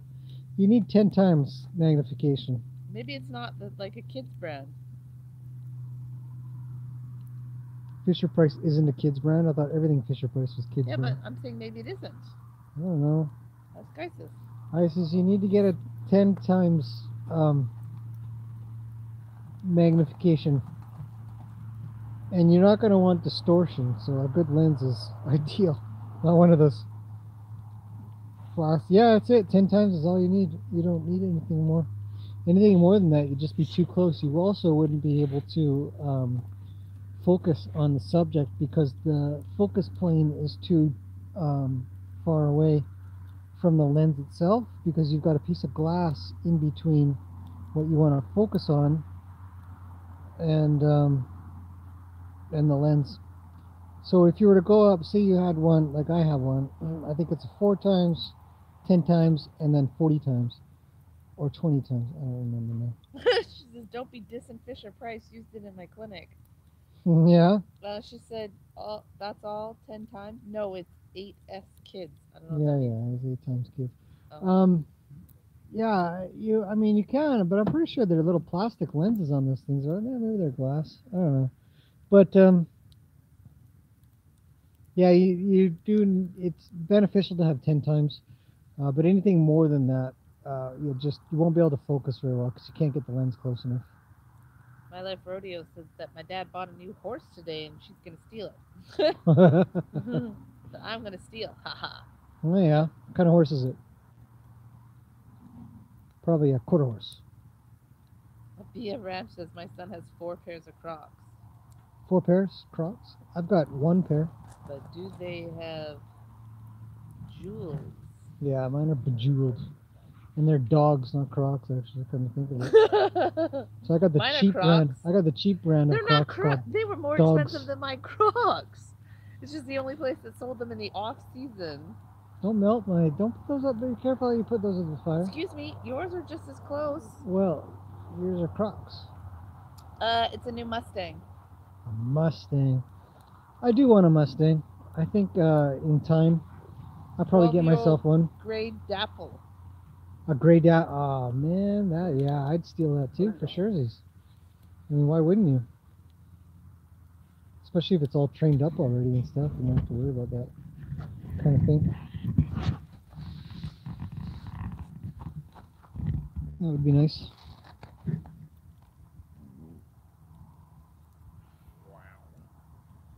Good dog. She's been yelping inside. That's why I had to go get her.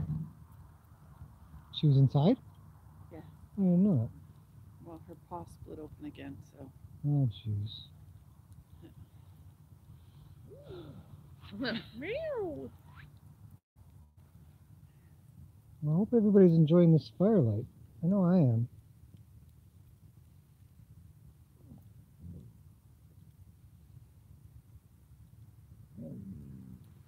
Luna, nobody's going to play with you. You got to just settle down and enjoy the fire for a little bit. Someone say, what? Wiener? What? Oh, I see. My wiener dog, Pike, is a dapple. What does dapple mean? They got little spots on them. Oh. She says he's also never been shod. Nice. Diana says still just watching the fire. Yeah. Says, worked with a gay, but I think she means gray dapple thoroughbred mare. She was beautiful. Yeah, pretty interesting colors for a thoroughbred. It's unusual. Livestream says it's like the Yule log, mesmerizing. Yeah. And then Isis says it's like the Christmas log show, gone horsey and comedy. Chrissy Lee says I'm gonna try to do the Mustang makeover next year. I love working with the Mustang. The Mustang makeover is awesome. I helped a girl last year or a year before. I can't remember now. She was doing a Mustang makeover thing that was here in Canada. It's unusual. It's unusual to have that here in Canada. It takes some really big organizations, some time and energy and money to get that to happen here. And I think it was actually a Mustang makeover that did happen in the States, but they were able to have some Canadian contestants kind of thing. But there's a lot of work to get those things here. And so this girl worked, and she did really well, actually. Really smart girl, really good trainer. She's excellent with horses, has a great feel, quiet girl, very talented. Love her. She's great. Whole family's great, to be honest. And she worked with this Mustang for a little bit. Got stuck in a couple spots, made it through it, got it into the show. Can't remember what she placed, but she placed pretty good. Got featured in a local magazine and stuff.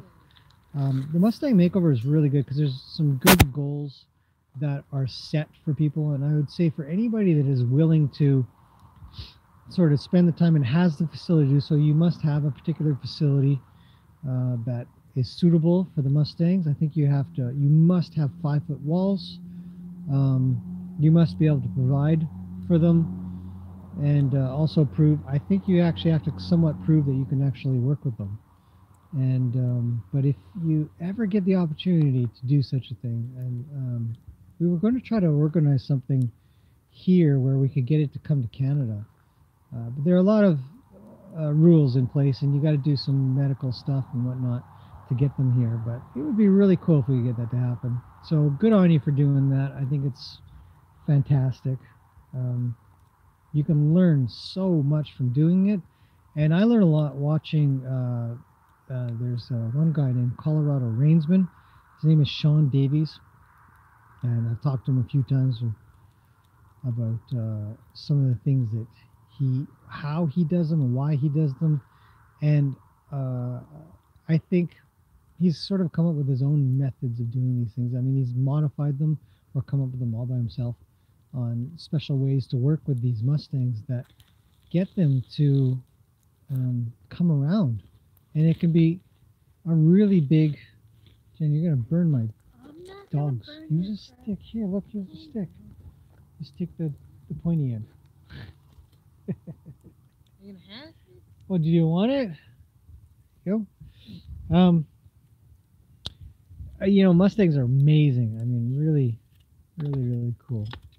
And you know, they come out at a place that's not domesticated like all these other ones, and they're just a very different experience. So. Someone's saying, who said it? My Life Roto says there's also one with thoroughbreds.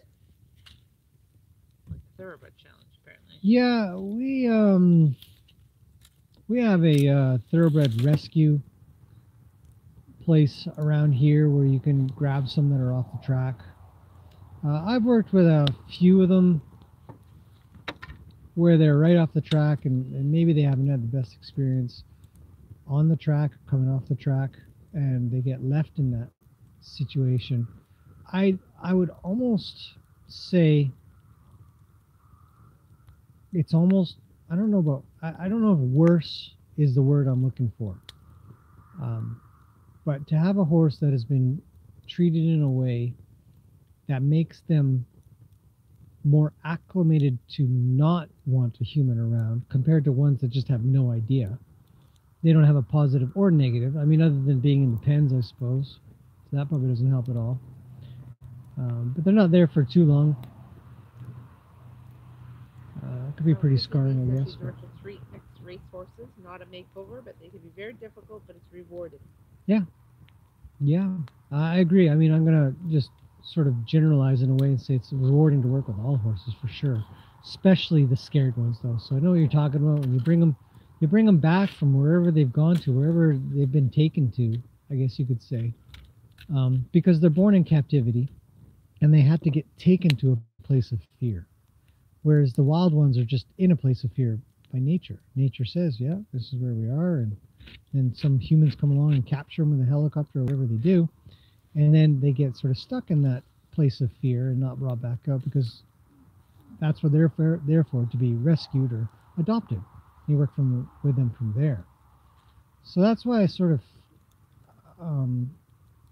would find the thoroughbreds, you know, a little hard done by in a way, because they came from captivity. They're born in captivity, worked in captivity, and left in a state of fear and worry and concern, and in general, obviously unsafe. So what are you going to do? So you work with them, and it can be very rewarding. I agree, 100%. When you bring these things back from wherever they are, and they're like, whew, okay, I think I can manage hanging around humans again and asking, you know, doing what they're asking and stuff like that. That's gold. That's pure gold. So. Sue asked, how do you get a Mustang in the trailer the first time? Force them. Put them in a chute. Essentially, you put them in a chute, and their only way out is into the trailer. Simple. It's super simple. And you get them in the trailer, you get to your place, you back up into your round pen gate, and you open up the trailer, and they come shooting out, or most of the time they come shooting out into the round pen. You get them on the far side of the round pen, pull the trailer away, close up the gate, lock them in, start your 30 days. And they live in the round pen until they're halterable and leadable and manageable. That's the majority of cases. Generally accepted as the best way to do it. Fastest way to do it. I'd say that, you know, definitely want to get them past fear as fast as possible. Any horse that you're working with, if they're living their life in fear and they're scared and stuff like that, you really want to take them out of that place of fear as fast as you can. Yeah. Rewarding in human therapy to work with any horse. Yeah.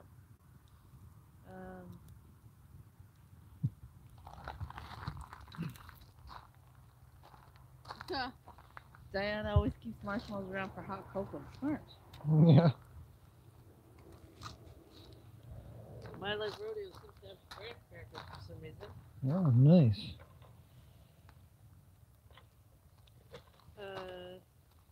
Abia said, I went with a Mustang for my first horse, so I didn't get one that was damaged by people. Yeah, that's the point I'm sort of making. You know, but at the same time, I would, you know, and I agree with that. So I'm going to say, good on you. I think that's great.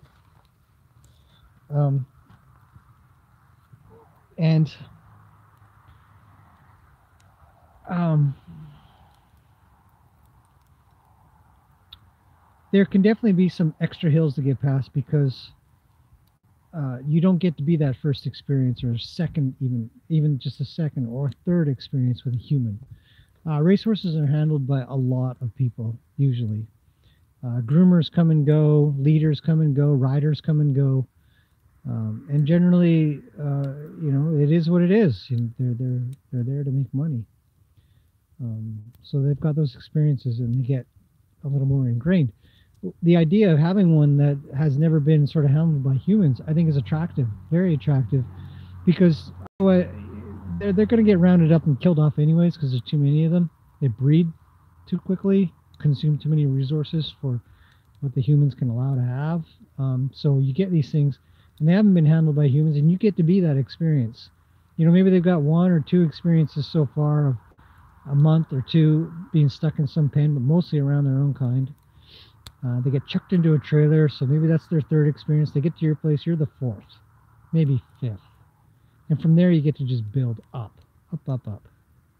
hopefully. So, you know, I like that idea as well.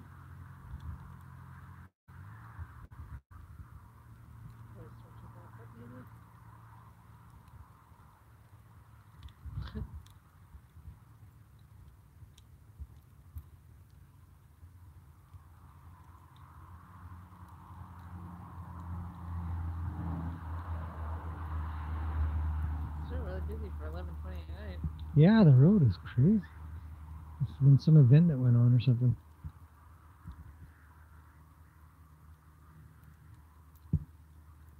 Wish I could capture the sound of the fire into the stream. I mean, it's subtle. The smell of the smoke and the light crackle. I mean, the wood that we have in here is pretty hard wood, so it's not going to be doing a lot of crackling. But it's subtle. It's there. You can still hear it just lightly going. I don't think I would be able to bring up the sensitivity of the microphone. I mean, I can try, but I have to turn it down when a car comes by. So let's see if this works. Gonna put a piece of cedar on? Oh, let's see. I turned up the sensitivity of the microphone. You guys might be able to hear the horses snorting in the background. Diana says she can hear it. Yay! Yeah, that's amazing. That's pretty warm. I don't want to melt my microphone up here. Get a little warm on Carla says she hears it too. that. Yeah, it's a pretty sensitive microphone. Probably pick up a lot of stuff. There you go, gonna head in. Yeah, it's getting on 11:30, everybody. I think we've had a pretty good night. Your clothes. Let's see. She's thinking of all the laundry. Big day tomorrow. We've got our 2 o'clock stream, which should be fun. Should be interesting. What else we got to do? Check some horsey hooves.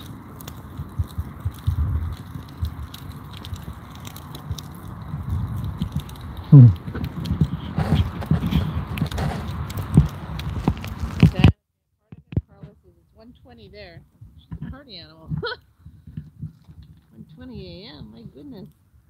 Yeah. I don't know. I could watch this fire for hours. 2:20 in Alabama. Is it? Chrissy Lee. Alabama. Whenever I hear the word Alabama, I think of Forrest Gump. Or that song, yeah. You know why. There's a new movie coming out. I'm not sure if you guys have heard of it. It's a Mustang movie where they get some prisoners to work with Mustangs. And it was directed by Robert Redford, which makes it interesting. I don't know if you know any backstory on this movie. Definitely going to watch it. But Robert starred in Black Beauty, I think it was called. Which coincidentally he was coached by Buck Brenneman to be the horse whisperer in that movie. And so Robert Redford's had some pretty decent experience and understanding of how horses work. And I'd imagine, I mean, when they do, I haven't seen any interviews with him on it, but I imagine that if he did do an interview on it, he would draw from his experiences of working on that movie, that original movie. So, you out, Jenners? Livestream went to sleep. It's 2:25 there. Yeah. Dan says, night. Base says, thanks for the update on Zeus. Zeus is good. He's sleepy. He makes He's old dog. Yeah. He went in around 8:30. He was standing at the back door saying, let me in. So I let him in. No, not about 9 o'clock. I guess I went in at 9-ish. Check on things. Kids go to bed and stuff like that. Also cute little things together. All right. Yeah, we're singing it. Yeah. Good night, Sue. Good night, Diana. Awesome.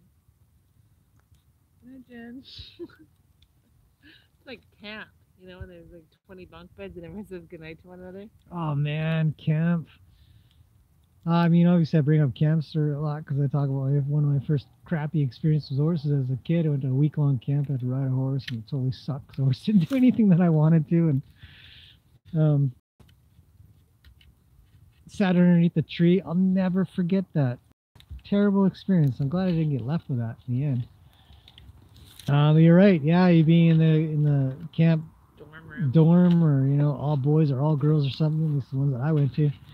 And okay, the camp leader. Good night, everybody. Good night. Good night. Good night. Good night. Good night. I think you make a joke out of it. And camp was fun. I gotta say, I definitely had good experiences and good fun with camp. It's good for kids too.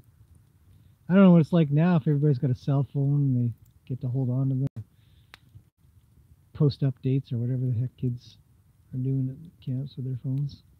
It'd be nice to be able to take pictures. I wish I had some kind of memories like I could take now, where I'm perpetually sort of keeping track of things with pictures or video, retaining memories better because of it.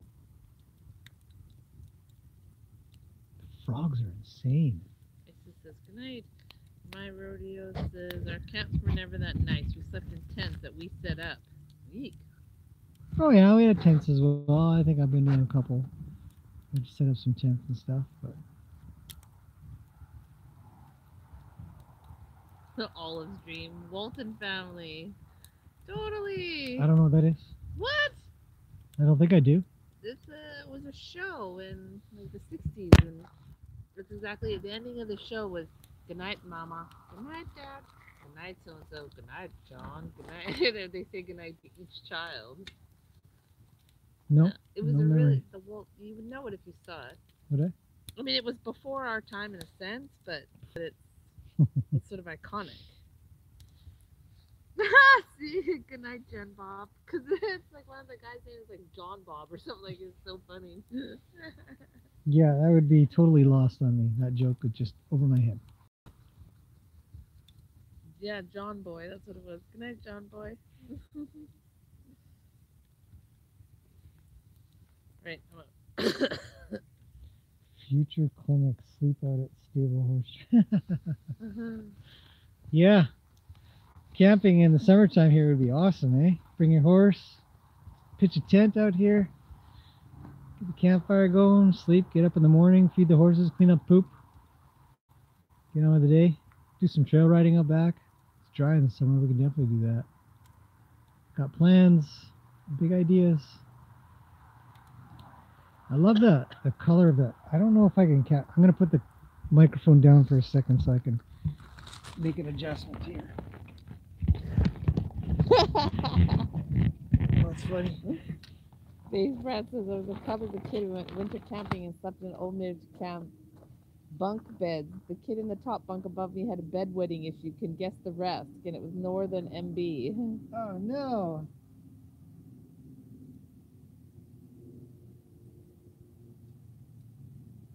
There. Camera's turning it purple. That's cool.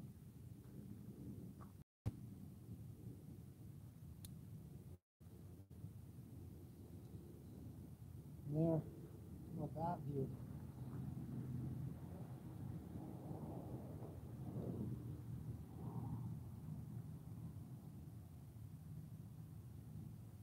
How's that look, James? Beautiful.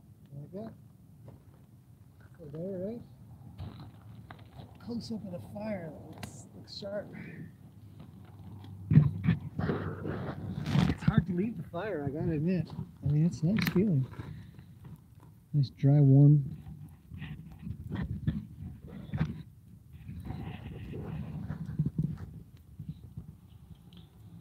Well, we didn't get to the other 60 comments that are awaiting responses. Good questions, though. Everybody's got so many good questions. I gotta admit, good comments, good questions, piles of encouragement. We don't get any negative. I mean, very few negatives, very few. But we have noticed that there seems to be one person maybe that's running around hitting thumbs down on all the videos. So one thumbs down. It's hilarious. Just one.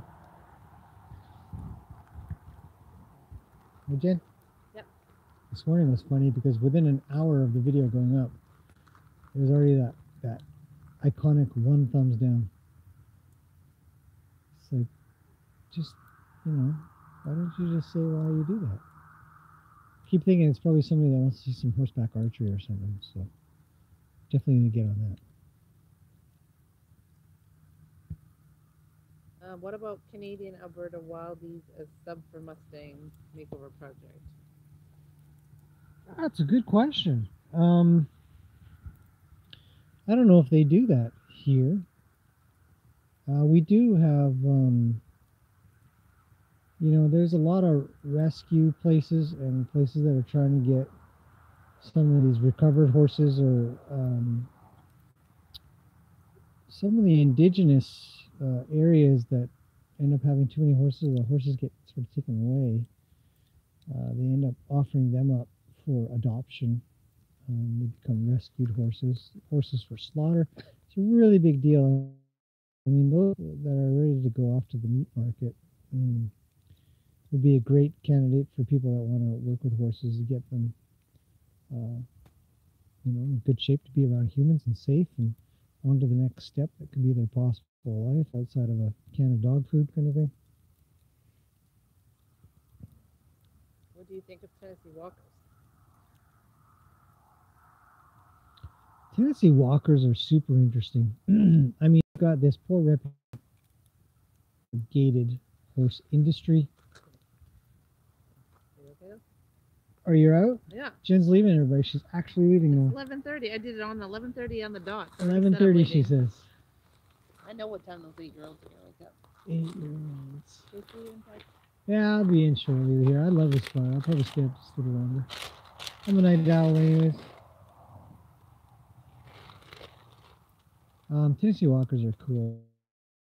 The pleasure of working with a few. And I have one that I work with regularly. And smart. I find them smart.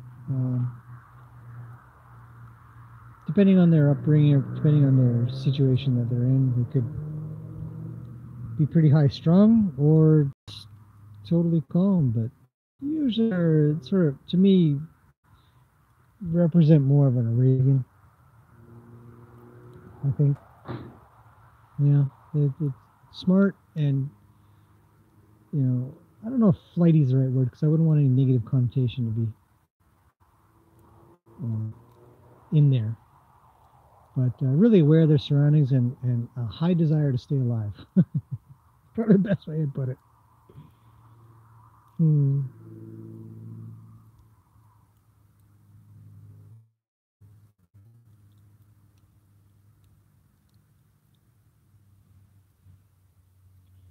It's just a nice night. I don't think it would show up, but if I could point the camera up at the moon. It's a little over a half moon tonight. It's just lighting up the whole area.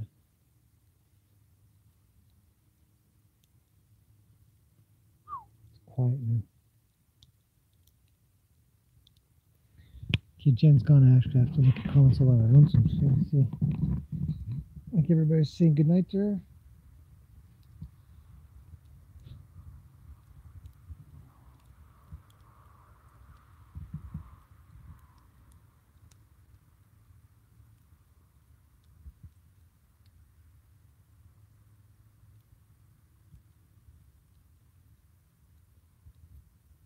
There are wild horses in the Yukon too. Yeah, I bet there are some for sure. Mom was at the camp with you. She drove the bus. I don't think I'd like that. It's much better that my mom was not there. And I'm pretty sure she was thinking the same thing. Just get rid of me. Go have fun.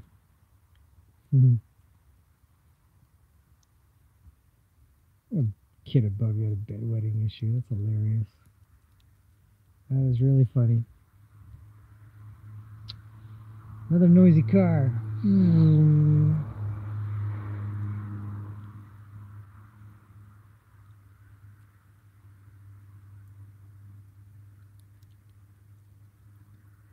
man. Alright, we gotta.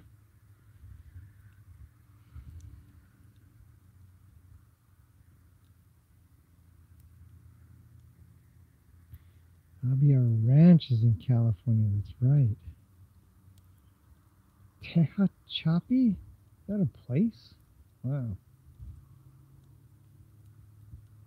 I'm all about Ronsum? That's hilarious. Jen actually uses that accent on a lot of stuff, but I'm pretty sure she's just changing the L for an R. All about my Ronsum. I like it. I got the horses are sniffing off in the corner. You can hear them eating. Tehachapi. Tehachapi. Okay, I can say that.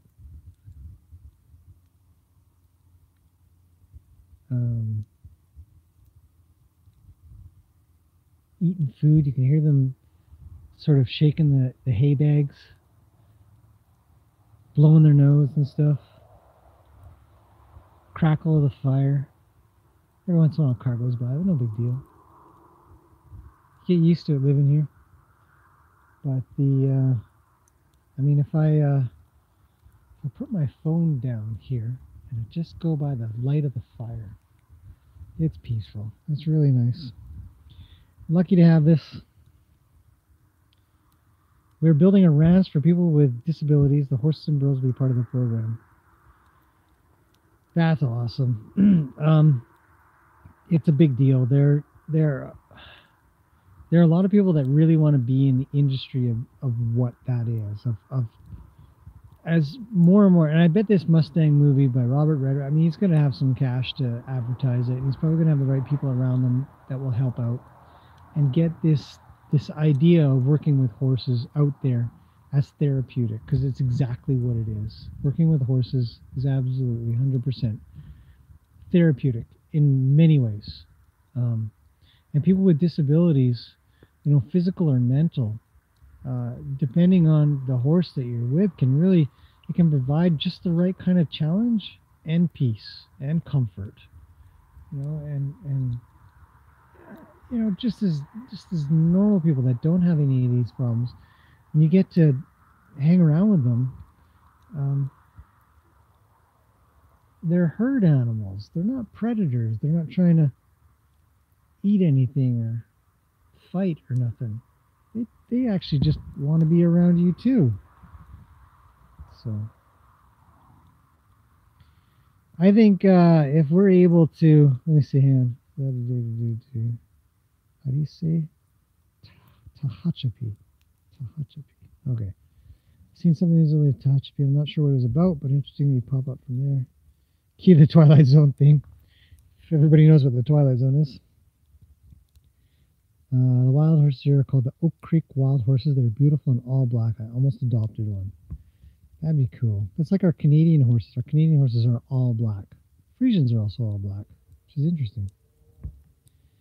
Are you coming down to see us this summer? Oh, we'd love to. Yeah, absolutely. I mean, if we can figure it out, you know, it turns out we do have somebody who will watch this place. And they're being held to it now. It would be awesome to make it down there for a couple days or something like that. Have to figure out where you are. I mean, if we can drive down, it'd be really cool. So.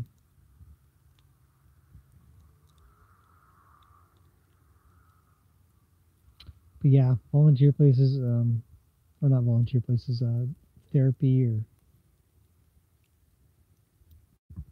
places that work with both horses and people. I mean, because some horses need the therapy as well to be around people. And, you know, a lot of people who are looking to have the therapy with the horses are usually trying to be peaceful as well. And I think a lot of horses could use peaceful people around them. And be better for it. Kids and horses is good. We have a 4-H club going on around here. Usually pretty good. I've worked, you know, with some kids that don't care at all. They're there for their parents. I've worked with some kids that are there despite their parents. And some of that are just a great team with their parents. But I've never seen horses not positively affect a kid. They're always in awe of some sorts or feel a little bit more empowered for being able to do that.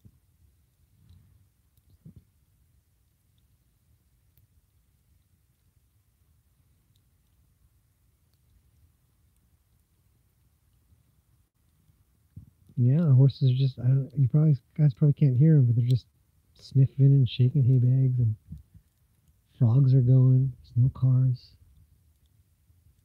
It's cool. Okay, I think I'm going to finish for the night. I think I'm going to head on in. But it's been a great fireside chat. Really enjoyed it. Oh, your oldest daughter is special needs, so we bought a 20-acre ranch to do this in. 20 acres. That's awesome. We're pretty dedicated to our kids as well. You know, trying to make sure they've got the best. It sounds like that's what you're doing. That's awesome. It's really good.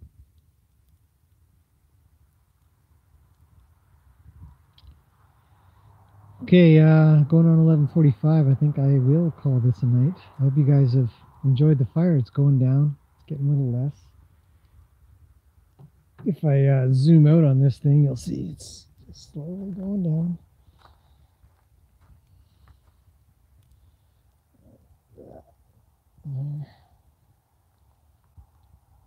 So I will be on, or we will be on tomorrow around very close to 2. Probably start a little early, and making sure audio and network's good and stuff as usual. And working with Lena tomorrow. Should be interesting. And I haven't done a lot of videos with riding, but I figured let's do it. Tomorrow we're going to work on riding without reins. Some ideas and thoughts and why we want to do it. I mean, a lot of it's horseback archery. You got to get that done without riding, without your reins. So, anyhow, we'll talk about that tomorrow. Thank you everybody for coming in. It's been great. It's been awesome. Oh, my phone just let me know it's got low battery. It's good timing. Really enjoyed this. We definitely will be doing this again. This is a lot of fun. So thanks everybody for coming to the fire with us. It's been very good. So we'll see you guys again tomorrow.